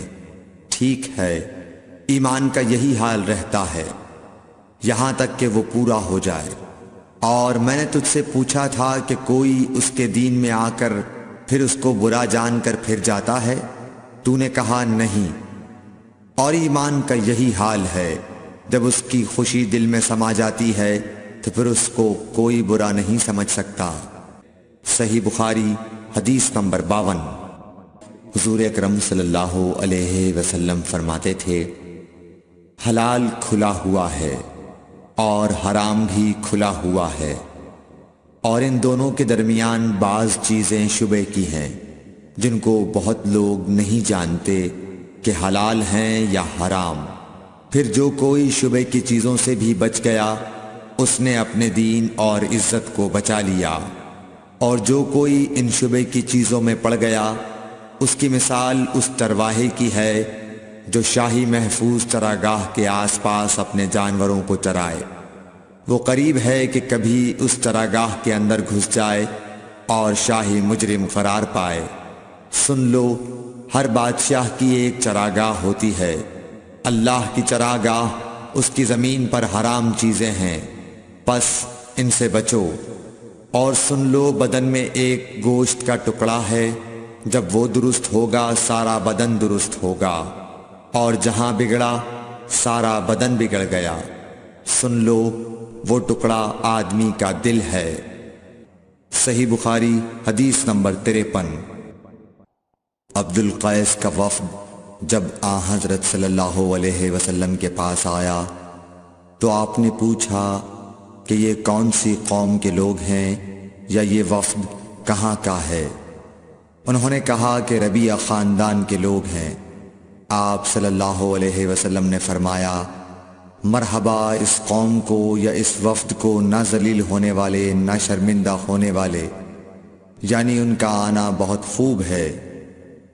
وہ کہنے لگے، اے اللہ کے رسول صلی اللہ علیہ وسلم، ہم آپ کی خدمت میں صرف ان حرمت والے مہینوں میں آ سکتے ہیں، کیونکہ ہمارے اور آپ کے درمیان مضر کے کافروں کا قبیلہ آباد ہے۔ پس آپ ہم کو ایک ایسی قطعی بات بتلا دیجئے جس کی خبر ہم اپنے پچھلے لوگوں کو بھی کر دیں جو یہاں نہیں آئے، اور اس پر عمل درآمد کر کے ہم جنت میں داخل ہو جائیں۔ اور انہوں نے آپ سے اپنے برتنوں کے بارے میں بھی پوچھا۔ آپ صلی اللہ علیہ وسلم نے ان کو 4 باتوں کا حکم اور 4 قسم کے برتنوں کو استعمال میں لانے سے منع فرمایا۔ ان کو حکم دیا کہ ایک اکیلے خدا پر ایمان لاؤ۔ پھر آپ صلی اللہ علیہ وسلم نے پوچھا کہ جانتے ہو ایک اکیلے اللہ پر ایمان لانے کا مطلب کیا ہے؟ انہوں نے کہا کہ اللہ اور اس کے رسول ہی کو معلوم ہے۔ آپ نے فرمایا کہ اس بات کی گواہی دینا کہ اللہ کے سوا کوئی معبود نہیں، اور یہ حضرت محمد صلی اللہ علیہ وسلم اس کے سچے رسول ہیں، اور نماز قائم کرنا اور زکوٰۃ ادا کرنا اور رمضان کے روزے رکھنا، اور مال غنیمت سے جو ملے اس کا 5واں حصہ مسلمانوں کے بیت المال میں داخل کرنا، اور 4 برتنوں کے استعمال سے آپ صلی اللہ علیہ وسلم نے ان کو منع فرمایا، سبز لاکھی مرتبان سے اور کدو کے بنائے ہوئے برتن سے، لکڑی کے کھودے ہوئے برتن سے اور روغنی برتن سے، اور فرمایا کہ ان باتوں کو حفظ کر لو اور ان لوگوں کو بھی بتلا دینا جو تم سے پیچھے ہیں اور یہاں نہیں آئے ہیں۔ صحیح بخاری حدیث نمبر 54۔ حضرت صلی اللہ علیہ وسلم نے فرمایا، عمل نیت ہی سے صحیح ہوتے ہیں یا نیت ہی کے مطابق ان کو بدلہ ملتا ہے، اور ہر آدمی کو وہی ملے گا جو نیت کرے گا۔ پس جو کوئی اللہ اور اس کے رسول کی رضا کے لیے ہجرت کرے اور اس کی ہجرت اللہ اور اس کے رسول کی طرف ہوگی، اور جو کوئی دنیا کمانے کے لیے یا کسی عورت سے شادی کرنے کے لیے ہجرت کرے گا تو اس کی ہجرت انہی کاموں کے لیے ہوگی۔ صحیح بخاری حدیث نمبر 55۔ حضرت صلی اللہ علیہ وسلم نے فرمایا، جب آدمی ثواب کی نیت سے اپنے اہل و عیال پر خرچ کرے پس وہ بھی اس کے لیے صدقہ ہے۔ صحیح بخاری حدیث نمبر 56۔ حضرت صلی اللہ علیہ وسلم نے فرمایا، بے شک تو جو کچھ خرچ کرے اور اس سے تیری نیت اللہ کی رضا حاصل کرنی ہو تو تجھ کو اس کا ثواب ملے گا، یہاں تک کہ اس پر بھی جو تو اپنی بیوی کے منہ میں ڈالے۔ صحیح بخاری حدیث نمبر 57۔ جریر بن عبداللہ رضی اللہ تعالی عنہ نے کہا کہ حضرت صلی اللہ علیہ وسلم سے میں نے نماز قائم کرنے اور زکوٰۃ ادا کرنے اور ہر مسلمان کی خیر خواہی کرنے پر بیعت کی۔ صحیح بخاری حدیث نمبر 58۔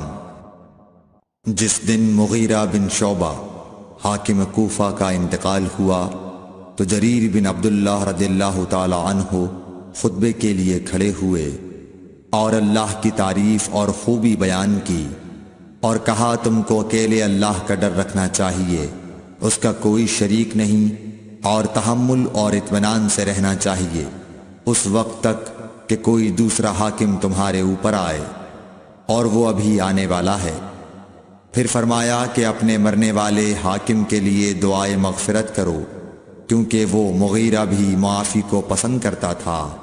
پھر کہا کہ اس کے بعد تم کو معلوم ہونا چاہیے کہ میں ایک دفعہ حضرت صلی اللہ علیہ وسلم کے پاس آیا اور میں نے عرض کیا کہ میں آپ سے اسلام پر بیعت کرتا ہوں۔ آپ نے مجھ سے ہر مسلمان کی خیر خواہی کے لیے شرط کی، پس میں نے اس شرط پر آپ سے بیعت کر لی۔ پس اس مسجد کے رب کی قسم کہ میں تمہارا خیر خواہ ہوں۔ پھر استغفار کیا اور ممبر سے اتر آئے۔ صحیح بخاری حدیث نمبر 59۔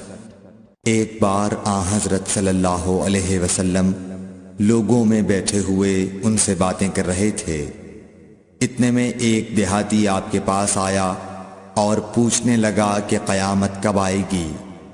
آپ صلی اللہ علیہ وسلم اپنی گفتگو میں مصروف رہے۔ بعض لوگ جو مجلس میں تھے کہنے لگے، آپ صلی اللہ علیہ وسلم نے دیہاتی کی بات سنی لیکن پسند نہیں کی، اور بعض کہنے لگے کہ نہیں بلکہ آپ نے اس کی بات سنی ہی نہیں۔ جب آپ اپنی باتیں پوری کر چکے تو میں سمجھتا ہوں کہ آپ صلی اللہ علیہ وسلم نے یوں فرمایا، وہ قیامت کے بارے میں پوچھنے والا کہاں گیا؟ اس دیہاتی نے کہا، حضور میں موجود ہوں۔ آپ نے فرمایا کہ جب امانت ایمانداری دنیا سے اٹھ جائے تو قیامت قائم ہونے کا انتظار کر۔ اس نے کہا، ایمانداری اٹھنے کا کیا مطلب ہے؟ آپ صلی اللہ علیہ وسلم نے فرمایا کہ جب حکومت کے کاروبار نالائق لوگوں کو سونپ دیے جائیں تو قیامت کا انتظار کر۔ صحیح بخاری حدیث نمبر 60۔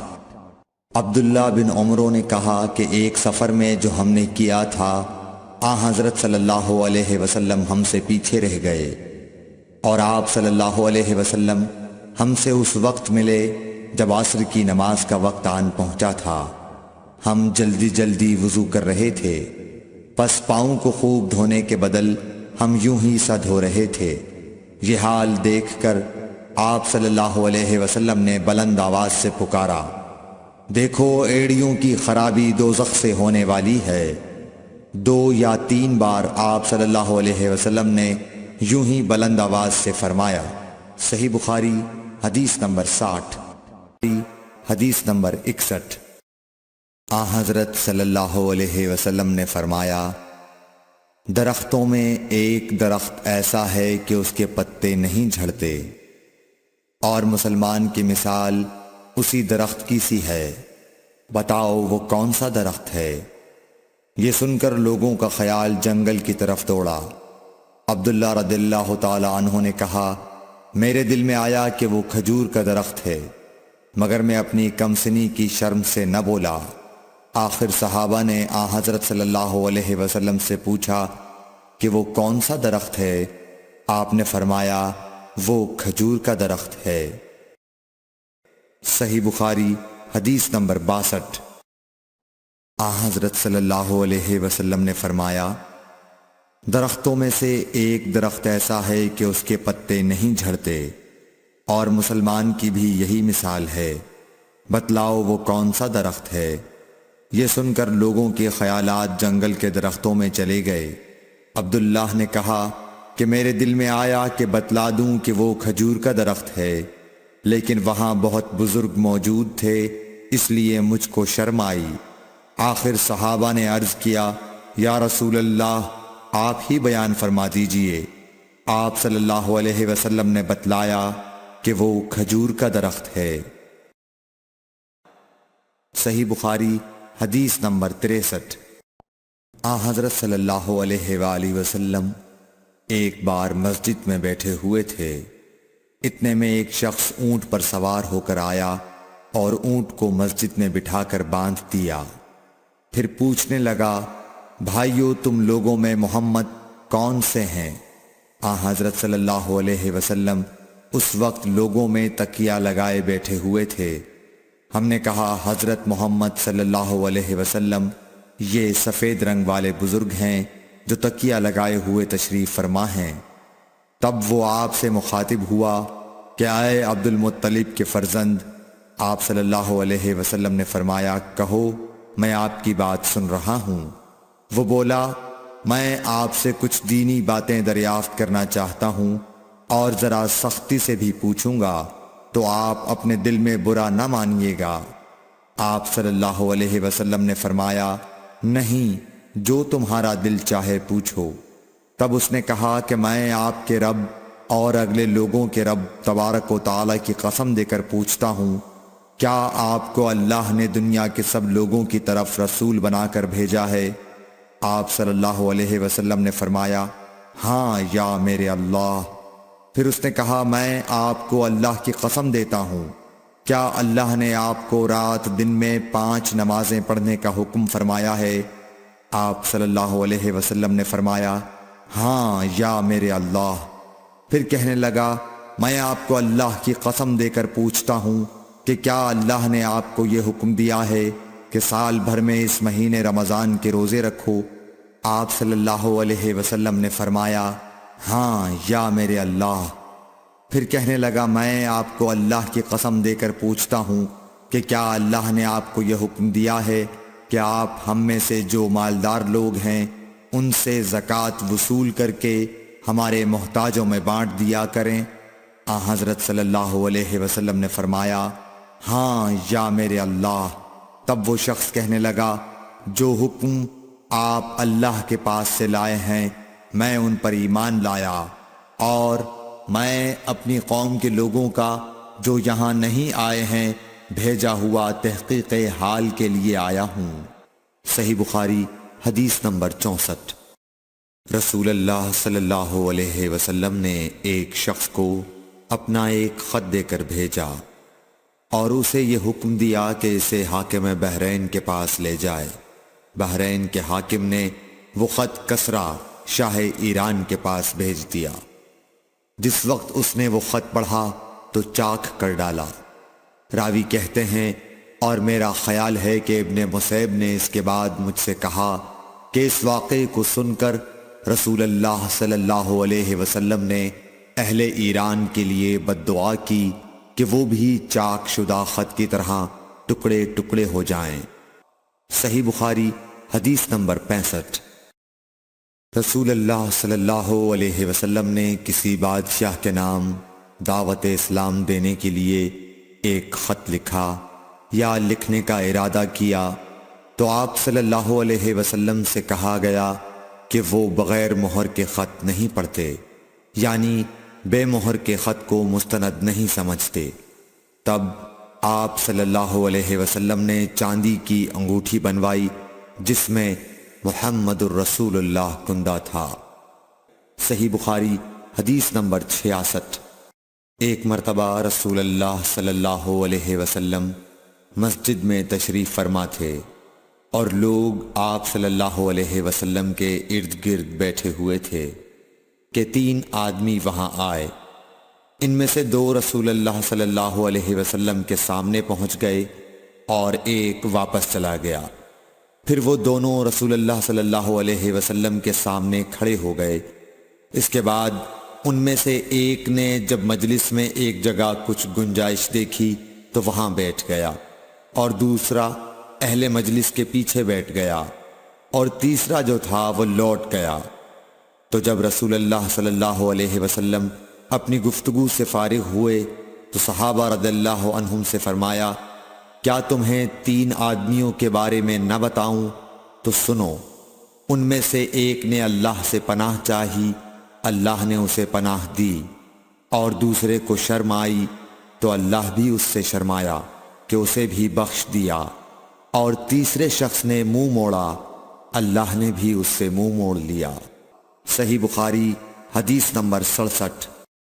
رسول اللہ صلی اللہ علیہ وسلم اپنے اونٹ پر بیٹھے ہوئے تھے اور ایک شخص نے اس کی نکیل تھام رکھی تھی۔ آپ صلی اللہ علیہ وسلم نے پوچھا، آج یہ کون سا دن ہے؟ ہم خاموش رہے حتیٰ کہ ہم سمجھے کہ آج کے دن کا آپ کوئی دوسرا نام اس کے نام کے علاوہ تجویز فرمائیں گے۔ پھر آپ صلی اللہ علیہ وسلم نے فرمایا، کیا آج قربانی کا دن نہیں ہے؟ ہم نے عرض کیا، بے شک۔ اس کے بعد آپ صلی اللہ علیہ وسلم نے فرمایا، یہ کون سا مہینہ ہے؟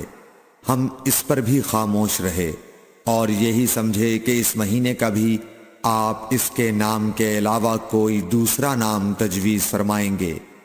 پھر آپ صلی اللہ علیہ وسلم نے فرمایا، کیا یہ ذوالحجہ کا مہینہ نہیں ہے؟ ہم نے عرض کیا، بے شک۔ آپ صلی اللہ علیہ وسلم نے فرمایا، تو یقیناً تمہاری جانیں اور تمہارے مال اور تمہاری آبرو تمہارے درمیان اسی طرح حرام ہیں جس طرح آج کے دن کی حرمت تمہارے اس مہینے اور اس شہر میں ہے۔ پس جو شخص حاضر ہے اسے چاہیے کہ غائب کو یہ بات پہنچا دے، کیونکہ ایسا ممکن ہے کہ جو شخص یہاں موجود ہے وہ ایسے شخص کو یہ خبر پہنچائے جو اس سے زیادہ یاد رکھنے والا ہو۔ صحیح بخاری حدیث نمبر 68۔ رسول اللہ صلی اللہ علیہ وسلم نے ہمیں نصیحت فرمانے کے لیے کچھ دن مقرر کر دیے تھے، اس ڈر سے کہ کہیں ہم کبھی دخاطر نہ ہو جائیں۔ صحیح بخاری حدیث نمبر 69۔ آپ صلی اللہ علیہ وآلہ وسلم نے فرمایا، آسانی کرو اور سختی نہ کرو، اور خوش کرو اور نفرت نہ دلاؤ۔ صحیح بخاری حدیث نمبر 70۔ عبداللہ ابن مسعود ہر جمعرات کے دن لوگوں کو وعظ سنایا کرتے تھے۔ ایک آدمی نے ان سے کہا، اے ابو عبد الرحمن، میں چاہتا ہوں کہ تم ہمیں ہر روز وعظ سنایا کرو۔ انہوں نے فرمایا، تو سن لو کہ مجھے اس امر سے کوئی چیز مانع ہے تو یہ کہ میں یہ بات پسند نہیں کرتا کہ کہیں تم تنگ نہ ہو جاؤ، اور میں وعظ میں تمہاری فرصت کا وقت تلاش کیا کرتا ہوں، جیسا کہ رسول اللہ صلی اللہ علیہ وسلم اس خیال سے کہ ہم کبھی دخاطر نہ ہو جائیں وعظ کے لیے ہمارے اوقات فرصت کا خیال رکھتے تھے۔ رسول اللہ صلی اللہ علیہ وسلم نے فرمایا، جس شخص کے ساتھ اللہ تعالی بھلائی کا ارادہ کرے اسے دین کی سمجھ عنایت فرما دیتا ہے، اور میں تو محض تقسیم کرنے والا ہوں، دینے والا تو اللہ ہی ہے، اور یہ امت ہمیشہ اللہ کے حکم پر قائم رہے گی، اور جو شخص ان کی مخالفت کرے گا انہیں نقصان نہیں پہنچا سکے گا یہاں تک کہ اللہ کا حکم قیامت آ جائے اور یہ عالم فنا ہو جائے۔ صحیح بخاری حدیث نمبر 72۔ عبداللہ بن عمر رضی اللہ تعالی عنہ کہتے تھے کہ ہم رسول اللہ صلی اللہ علیہ وسلم کی خدمت میں حاضر تھے کہ آپ صلی اللہ علیہ وسلم کے پاس کھجور کا ایک گابھا لایا گیا۔ اسے دیکھ کر آپ نے فرمایا کہ درختوں میں ایک درخت ایسا ہے اس کی مثال مسلمان کی طرح ہے۔ ابن عمر کہتے ہیں کہ یہ سن کر میں نے ارادہ کیا کہ عرض کروں کہ وہ درخت کھجور کا ہے، مگر چونکہ میں سب میں چھوٹا تھا اس لیے خاموش رہا۔ پھر رسول اللہ صلی اللہ علیہ وسلم نے خود ہی فرمایا کہ وہ کھجور ہے۔ صحیح بخاری حدیث نمبر 73۔ رسول اللہ صلی اللہ علیہ وسلم کا ارشاد ہے کہ حسد صرف دو باتوں میں جائز ہے، ایک تو اس شخص کے بارے میں جسے اللہ نے دولت دی ہو اور وہ اس دولت کو راہ حق میں خرچ کرنے پر بھی قدرت رکھتا ہو، اور ایک اس شخص کے بارے میں جسے اللہ نے حکمت کی دولت سے نوازا ہو اور وہ اس کے ذریعے سے فیصلہ کرتا ہو اور لوگوں کو اس حکمت کی تعلیم دیتا ہو۔ صحیح بخاری حدیث نمبر 74۔ رسول اللہ صلی اللہ علیہ وآلہ وسلم نے فرمایا، ایک دن حضرت موسیٰ علیہ السلام بنی اسرائیل کی ایک جماعت میں بیٹھے ہوئے تھے کہ اتنے میں ایک شخص آیا اور اس نے آپ سے پوچھا، کیا آپ جانتے ہیں کہ دنیا میں کوئی آپ سے بڑھ کر عالم موجود ہے؟ حضرت موسیٰ علیہ السلام نے فرمایا، نہیں۔ اس پر اللہ تعالیٰ نے حضرت موسیٰ علیہ السلام کے پاس وحی بھیجی کہ ہاں، ہمارا بندہ خضر ہے جس کا علم تم سے زیادہ ہے۔ حضرت موسیٰ علیہ السلام نے اللہ سے دریافت کیا کہ خضر علیہ السلام سے ملنے کی کیا صورت ہے؟ اللہ تعالیٰ نے ایک مچھلی کو ان سے ملاقات کی علامت قرار دیا اور ان سے کہہ دیا کہ جب تم اس مچھلی کو گم کر دو تو واپس لوٹ جاؤ، تب خضر سے تمہاری ملاقات ہوگی۔ تب موسیٰ علیہ السلام چلے اور دریا میں مچھلی کی علامت تلاش کرتے رہے۔ اس وقت ان کے ساتھی نے کہا، جب ہم پتھر کے پاس تھے کیا آپ نے دیکھا تھا؟ میں اس وقت مچھلی کا کہنا بھول گیا اور شیطان ہی نے مجھے اس کا ذکر بھلا دیا۔ موسیٰ علیہ السلام نے کہا، اسی مقام کی ہمیں تلاش تھی۔ تب وہ اپنے نشانات قدم پر پچھلے پاؤں باتیں کرتے ہوئے لوٹے، وہاں انہوں نے خضر علیہ السلام کو پایا۔ پھر ان کا وہی قصہ ہے جو اللہ نے اپنی کتاب قرآن میں بیان کیا ہے۔ صحیح بخاری حدیث نمبر 75۔ حضرت ابن عباس رضی اللہ تعالی عنہ نے فرمایا کہ ایک مرتبہ رسول اللہ صلی اللہ علیہ وآلہ وسلم نے مجھے سینے سے لگا لیا اور دعا دیتے ہوئے فرمایا کہ اے اللہ، اسے علم کتاب قرآن عطا فرمائیو۔ صحیح بخاری حدیث نمبر 76۔ عبداللہ بن عباس رضی اللہ تعالی عنہ نے فرمایا کہ میں ایک مرتبہ گدھی پر سوار ہو کر چلا۔ اس زمانے میں بلوغ کے قریب تھا۔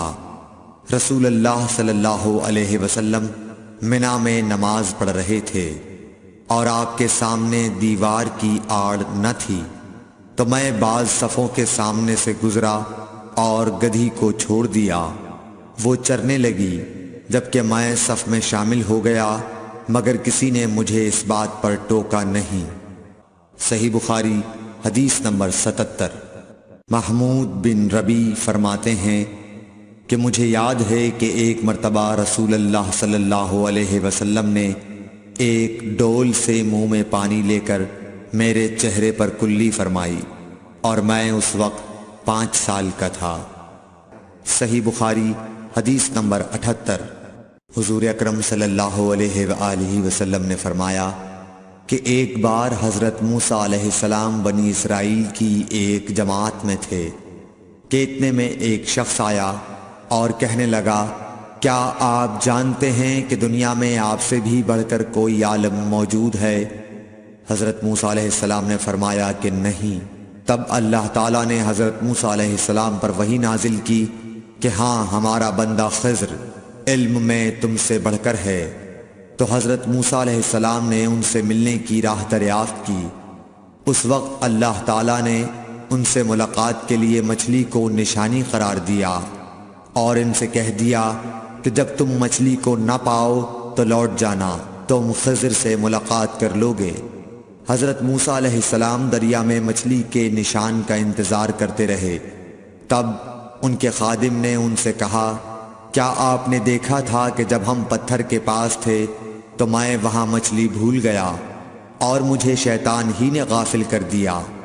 حضرت موسیٰ علیہ السلام نے کہا کہ ہم اسی مقام کے تو متلاشی تھے۔ تب وہ اپنے قدموں کے نشانوں پر باتیں کرتے ہوئے واپس لوٹے۔ وہاں خضر علیہ السلام کو انہوں نے پایا۔ پھر ان کا قصہ وہی ہے جو اللہ تعالیٰ نے اپنی کتاب میں بیان فرمایا ہے۔ صحیح بخاری حدیث نمبر 79۔ آپ صلی اللہ علیہ وآلہ وسلم نے فرمایا کہ اللہ تعالیٰ نے مجھے جس علم و ہدایت کے ساتھ بھیجا ہے اس کی مثال زبردست بارش کی سی ہے جو زمین پر خوب برسے۔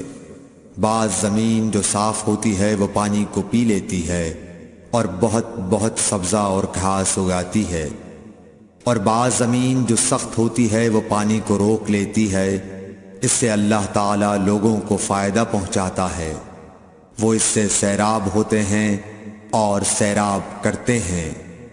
اور کچھ اور زمین کے بعض خطوں پر پانی پڑتا ہے جو بالکل چٹیل میدان ہوتے ہیں، نہ پانی روکتے ہیں اور نہ ہی سبزہ اگاتے ہیں۔ تو یہ اس شخص کی مثال ہے جو دین میں سمجھ پیدا کرے اور نفع دے، اس کو وہ چیز جس کے ساتھ میں مبعوث کیا گیا ہوں اس نے علم دین سیکھا اور سکھایا۔ اور اس شخص کی مثال جس نے سر نہیں اٹھایا یعنی توجہ نہیں کی اور جو ہدایت دے کر میں بھیجا گیا ہوں اسے قبول نہیں کیا۔ صحیح بخاری حدیث نمبر 80۔ رسول اللہ صلی اللہ علیہ وسلم نے فرمایا، علامت قیامت میں سے یہ ہے کہ دینی علم اٹھ جائے گا اور جہل ہی جہل ظاہر ہو جائے گا، اور اعلانیہ شراب پی جائے گی اور زنا پھیل جائے گا۔ بخاری حدیث نمبر 81۔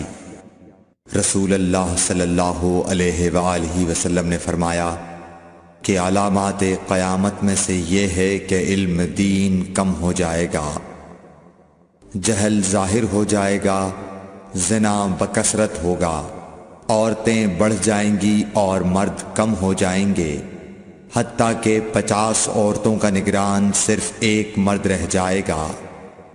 صحیح بخاری حدیث نمبر 82۔ رسول اللہ صلی اللہ علیہ وسلم نے فرمایا کہ میں سو رہا تھا، اسی حالت میں مجھے دودھ کا پیالہ دیا گیا، میں نے خوب اچھی طرح پی لیا، حتیٰ کہ میں نے دیکھا کہ تازگی میرے ناخنوں سے نکل رہی ہے۔ پھر میں نے اپنا بچا ہوا دودھ عمر بن الخطاب کو دے دیا۔ صحابہ رضی اللہ عنہم نے پوچھا، آپ نے اس کی کیا تعبیر لی؟ آپ صلی اللہ علیہ وسلم نے فرمایا، علم۔ صحیح بخاری حدیث نمبر 83۔ حجۃ الوداع میں رسول اللہ صلی اللہ علیہ وسلم لوگوں کے مسائل دریافت کرنے کی وجہ سے منا میں ٹھہر گئے تو ایک شخص آیا اور اس نے کہا کہ میں نے بے خبری میں ذبح کرنے سے پہلے سر منڈا لیا۔ آپ صلی اللہ علیہ وسلم نے فرمایا، اب ذبح کر لے اور کچھ حرج نہیں۔ پھر دوسرا آدمی آیا، اس نے کہا کہ میں نے بے خبری میں رمی کرنے سے پہلے قربانی کر لی۔ آپ صلی اللہ علیہ وآلہ وسلم نے فرمایا، اب رمی کر لے اور پہلے کر دینے سے کچھ حرج نہیں۔ ابن عمرو کہتے ہیں اس دن آپ صلی اللہ علیہ وسلم سے جس چیز کا بھی سوال ہوا جو کسی نے آگے اور پیچھے کر لی تھی تو آپ صلی اللہ علیہ وسلم نے یہی فرمایا کہ اب کر لے اور کچھ حرج نہیں۔ صحیح بخاری حدیث نمبر 84۔ نبی صلی اللہ علیہ وسلم سے آپ کے آخری حج میں کسی نے پوچھا کہ میں نے رمی کرنے یعنی کنکر پھینکنے سے پہلے ذبح کر لیا۔ آپ صلی اللہ علیہ وسلم نے ہاتھ سے اشارہ کیا اور فرمایا کچھ حرج نہیں۔ کسی نے کہا کہ میں نے ذبح سے پہلے حلق کر لیا۔ آپ صلی اللہ علیہ وسلم نے سر سے اشارہ فرما دیا کہ کچھ حرج نہیں۔ صحیح بخاری حدیث نمبر 85۔ آپ صلی اللہ علیہ وسلم نے فرمایا کہ ایک وقت ایسا آئے گا کہ جب علم اٹھا لیا جائے گا، جہالت اور فتنے پھیل جائیں گے اور حرج بڑھ جائے گا۔ آپ سے پوچھا گیا کہ یا رسول اللہ حرج سے کیا مراد ہے؟ آپ صلی اللہ علیہ وسلم نے اپنے ہاتھ کو حرکت دے کر فرمایا، اس طرح گویا آپ صلی اللہ علیہ وسلم نے اس سے قتل مراد لیا۔ صحیح بخاری حدیث نمبر 86۔ ہم سے موسیٰ بن اسماعیل نے بیان کیا، ان سے وہیب نے، ان سے حشام نے فاطمہ کے واسطے سے نقل کیا۔ وہ اسما سے روایت کرتی ہیں کہ میں عائشہ رضی اللہ تعالی عنہا کے پاس آئی، وہ نماز پڑھ رہی تھیں۔ میں نے کہا لوگوں کا کیا حال ہے؟ تو انہوں نے آسمان کی طرف اشارہ کیا، یعنی سورج کو گہن لگا ہے۔ اتنے میں لوگ نماز کے لیے کھڑے ہو گئے۔ حضرت عائشہ رضی اللہ تعالی عنہا نے کہا اللہ پاک ہے۔ میں نے کہا کیا یہ گہن کوئی خاص نشانی ہے؟ انہوں نے سر سے اشارہ کیا، یعنی ہاں۔ پھر میں بھی نماز کے لیے کھڑی ہو گئی، حتیٰ کہ مجھے غش آنے لگا تو میں اپنے سر پر پانی ڈالنے لگی۔ پھر نماز کے بعد رسول اللہ صلی اللہ علیہ وسلم نے اللہ تعالیٰ کی تعریف کی اور اس کی صفت بیان فرمائی۔ پھر فرمایا جو چیز مجھے پہلے دکھلائی نہیں گئی تھی آج وہ سب اس جگہ میں نے دیکھ لی، یہاں تک کہ جنت اور دوزخ کو بھی دیکھ لیا، اور مجھ پر یہ وحی کی گئی کہ تم اپنی قبروں میں آزمائے جاؤ گے۔ مثل یا قرب کا کون سا لفظ؟ حضرت اسما نے فرمایا میں نہیں جانتی۔ فاطمہ کہتی ہیں یعنی فتنہ دجال کی طرح آزمائے جاؤ گے۔ کہا جائے گا قبر کے اندر کہ تم اس آدمی کے بارے میں کیا جانتے ہو؟ تو جو صاحب ایمان یا صاحب یقین ہوگا۔ کون سا لفظ فرمایا؟ حضرت اسما نے مجھے یاد نہیں۔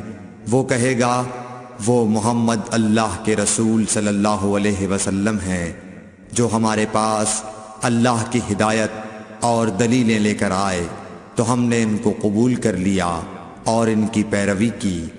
وہ محمد صلی اللہ علیہ وسلم ہیں۔ 3 بار اسی طرح کہے گا، پھر اس سے کہہ دیا جائے گا کہ آرام سے سو جا، بے شک ہم نے جان لیا کہ تو محمد صلی اللہ علیہ وسلم پر یقین رکھتا تھا۔ اور بہرحال منافق یا شکی آدمی، میں نہیں جانتی کہ ان میں سے کون سا لفظ حضرت اسما نے استعمال کیا۔ تو وہ منافق یا شکی آدمی کہے گا کہ جو لوگوں کو میں نے کہتے سنا میں نے بھی وہی کہہ دیا، باقی میں کچھ نہیں جانتا۔ صحیح بخاری حدیث نمبر 87۔ قبیلہ عبد القیس کا وفد رسول اللہ صلی اللہ علیہ وسلم کی خدمت میں آیا۔ آپ صلی اللہ علیہ وسلم نے دریافت کیا کہ کون سا وفد آیا ہے یا یہ کون لوگ ہیں؟ انہوں نے کہا ربیعہ خاندان کے لوگ ہیں۔ آپ صلی اللہ علیہ وسلم نے فرمایا کہ مبارک ہو قوم کو آنا یا مبارک ہو اس وفد کو جو کبھی نہ رسوا ہو نہ شرمندہ ہو۔ اس کے بعد انہوں نے عرض کیا کہ ہم ایک دور دراز کونے سے آپ کے پاس آئے ہیں اور ہمارے اور آپ کے درمیان کفار مضر کا قبیلہ پڑتا ہے۔ اس کے خوف کی وجہ سے ہم حرمت والے مہینوں کے علاوہ اور ایام میں نہیں آ سکتے، اس لیے ہمیں کوئی ایسی قطعی بات بتلا دیجئے کہ جس کی ہم اپنے پیچھے رہ جانے والے لوگوں کو خبر دے دیں اور اس کی وجہ سے ہم جنت میں داخل ہو سکیں۔ تو آپ صلی اللہ علیہ وسلم نے انہیں 4 باتوں کا حکم دیا اور 4 سے روک دیا۔ اول انہیں حکم دیا کہ ایک اللہ پر ایمان لائیں، پھر فرمایا کہ کیا تم جانتے ہو کہ ایک اللہ پر ایمان لانے کا کیا مطلب ہے؟ انہوں نے عرض کیا اللہ اور اس کا رسول زیادہ جانتے ہیں۔ آپ صلی اللہ علیہ وسلم نے فرمایا ایک اللہ پر ایمان لانے کا مطلب یہ ہے کہ اس بات کا اقرار کرنا کہ اللہ کے سوا کوئی معبود نہیں، اور یہ کہ محمد صلی اللہ علیہ وسلم اللہ کے سچے رسول ہیں، اور نماز قائم کرنا، زکوٰۃ ادا کرنا اور ماہ رمضان کے روزے رکھنا، اور یہ کہ تم مال غنیمت سے 5واں حصہ ادا کرو، اور 4 چیزوں سے منع فرمایا، دبا، حنتم، مزفت کے استعمال سے، اور چوتھی چیز کے بارے میں شعبہ کہتے ہیں کہ ابو حمزہ بسا اوقات نقیر کہتے تھے اور بسا اوقات مقیر۔ اس کے بعد رسول اللہ صلی اللہ علیہ وسلم نے فرمایا کہ ان باتوں کو یاد رکھو اور اپنے پیچھے رہ جانے والوں کو بھی ان کی خبر کر دو۔ صحیح بخاری حدیث نمبر 88۔ عقبہ نے ابو احاب بن عزیز کی لڑکی سے نکاح کیا تو ان کے پاس ایک عورت آئی اور کہنے لگی کہ میں نے عقبہ کو اور جس سے اس کا نکاح ہوا ہے اس کو دودھ پلایا ہے۔ یہ سن کر عقبہ نے کہا مجھے نہیں معلوم کہ تو نے مجھے دودھ پلایا ہے، نہ تو نے کبھی مجھے بتایا ہے۔ تب سوار ہو کر رسول اللہ صلی اللہ علیہ وسلم کی خدمت میں مدینہ منورہ حاضر ہوئے اور آپ سے اس کے متعلق دریافت کیا تو آپ صلی اللہ علیہ وسلم نے فرمایا کس طرح تم اس لڑکی سے رشتہ رکھو گے، حالانکہ اس کے متعلق یہ کہا گیا۔ تب عقبہ بن حارث نے اس لڑکی کو چھوڑ دیا اور اس نے دوسرا خاوند کر لیا۔ صحیح بخاری حدیث نمبر 89۔ حضرت عمر سے روایت ہے کہ میں اور میرا ایک انصاری پڑوسی دونوں اطراف مدینہ کے ایک گاؤں بنی امیہ بن زید میں رہتے تھے، جو مدینے کے پورب کی طرف بلند گاؤں میں سے ہے۔ ہم دونوں باری باری حضرت صلی اللہ علیہ وسلم کی خدمت شریف میں حاضر ہوا کرتے تھے۔ ایک دن وہ آتا، ایک دن میں آتا۔ جس دن میں آتا اس دن کی وحی کی اور رسول اللہ صلی اللہ علیہ وسلم کی فرمودہ دیگر باتوں کی اس کو خبر دے دیتا تھا، اور جب وہ آتا تو وہ بھی اسی طرح کرتا۔ تو ایک دن وہ میرا انصاری ساتھی اپنی باری کے روز حاضر خدمت ہوا۔ جب واپس آیا تو اس نے میرا دروازہ بہت زور سے کھٹکھٹایا اور میرے بارے میں پوچھا کیا عمر یہاں ہیں؟ میں گھبرا کر اس کے پاس آیا۔ وہ کہنے لگا کہ ایک بڑا معاملہ پیش آ گیا ہے، یعنی رسول اللہ صلی اللہ علیہ وسلم نے اپنی بیویوں کو طلاق دے دی ہے۔ پھر میں اپنی بیٹی حفصہ کے پاس گیا، وہ رو رہی تھی۔ میں نے پوچھا کیا تمہیں رسول اللہ صلی اللہ علیہ وسلم نے طلاق دے دی ہے؟ وہ کہنے لگی میں نہیں جانتی۔ پھر میں نبی کی خدمت میں حاضر ہوا۔ میں نے کھڑے کھڑے کہا کہ آپ نے اپنی بیویوں کو طلاق دے دی ہے؟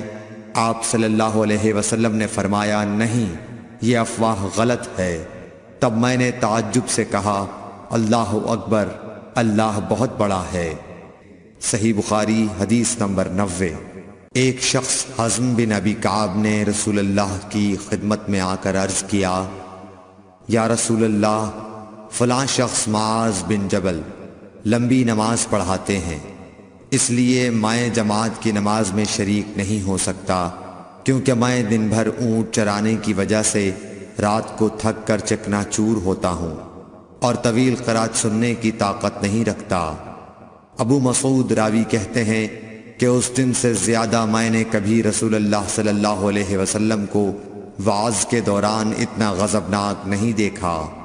آپ صلی اللہ علیہ وسلم نے فرمایا اے لوگو، تم ایسی شدت اختیار کر کے لوگوں کو دین سے نفرت دلانے لگے ہو۔ سن لو، جو شخص لوگوں کو نماز پڑھائے تو وہ ہلکی پڑھائے، کیونکہ ان میں بیمار، کمزور اور حاجت والے سبھی قسم کے لوگ ہوتے ہیں۔ صحیح بخاری حدیث نمبر 91۔ ایک شخص عمیر یا بلال نے رسول اللہ صلی اللہ علیہ وسلم سے پڑی ہوئی چیز کے بارے میں دریافت کیا۔ آپ نے فرمایا اس کی بندھن پہچان لے، یا فرمایا کہ اس کا برتن اور تھیلی کو پہچان لے، پھر 1 سال تک اس کی شناخت کا اعلان کراؤ، پھر اس کا مالک نہ ملے تو اس سے فائدہ اٹھاؤ، اور اگر اس کا مالک آ جائے تو اسے سونپ دو۔ اس نے پوچھا کہ اچھا گمشدہ اونٹ کے بارے میں کیا حکم ہے؟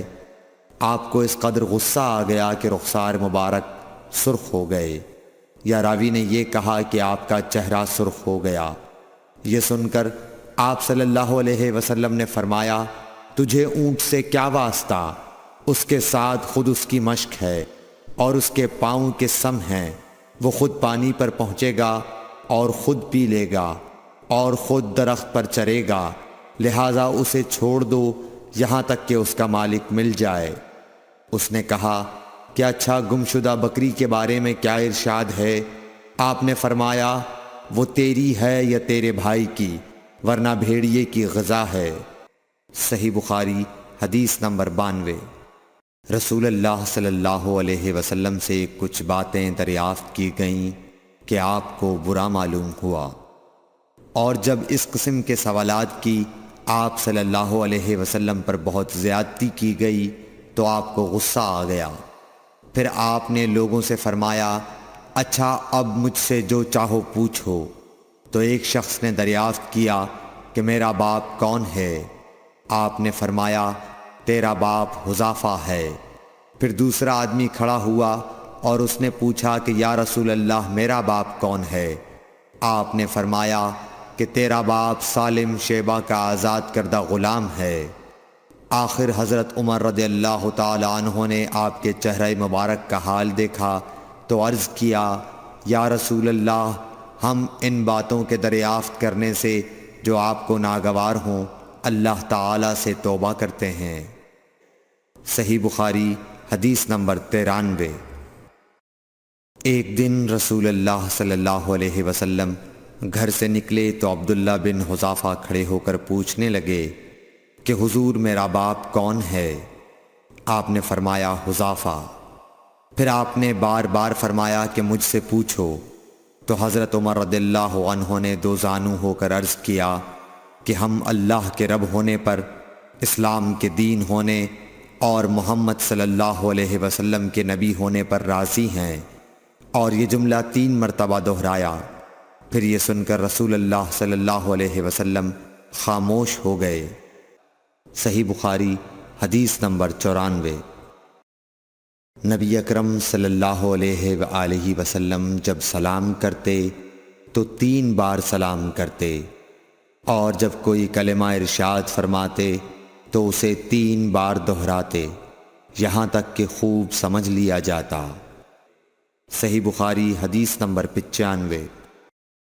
رسول اللہ صلی اللہ علیہ وسلم جب کوئی کلمہ ارشاد فرماتے تو اسے 3 بار لوٹاتے یہاں تک کہ خوب سمجھ لیا جاتا، اور جب کچھ لوگوں کے پاس آپ تشریف لاتے اور انہیں سلام کرتے تو 3 بار سلام کرتے۔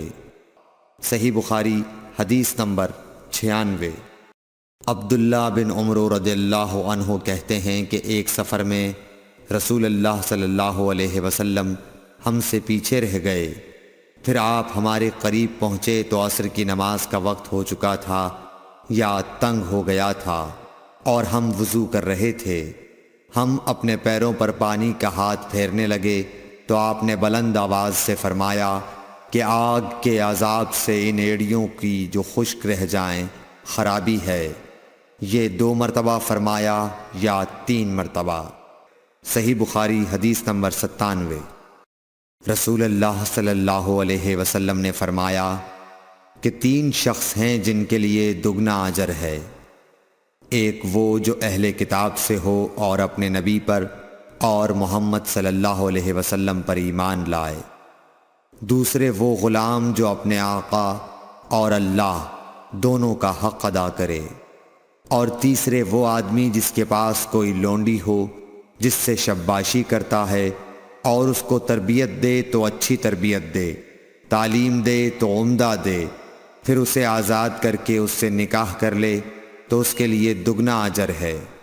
صحیح بخاری حدیث نمبر 98۔ نبی صلی اللہ علیہ وسلم ایک مرتبہ عید کے موقع پر مردوں کی صفوں میں سے نکلے اور آپ کے ساتھ بلال رضی اللہ تعالی عنہ تھے۔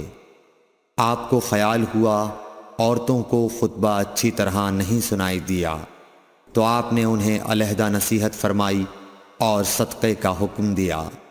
یہ واز سن کر کوئی عورت بالی اور کوئی عورت انگوٹھی ڈالنے لگی، اور بلال رضی اللہ تعالی عنہ اپنے کپڑے کے دامن میں یہ چیزیں لینے لگے۔ صحیح بخاری حدیث نمبر 99۔ حضرت ابو ہریرہ رضی اللہ تعالی عنہ نے عرض کیا، یا رسول اللہ، قیامت کے دن آپ کی شفاعت سے سب سے زیادہ سعادت کسے ملے گی؟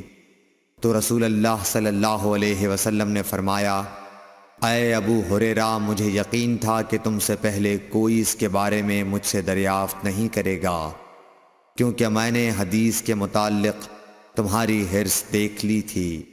سنو، قیامت کے دن سب سے زیادہ فیضیاب میری شفاعت سے وہ شخص ہوگا جو سچے دل سے یا سچے جی سے لا الہ الا اللہ کہے گا۔ صحیح بخاری حدیث نمبر 100۔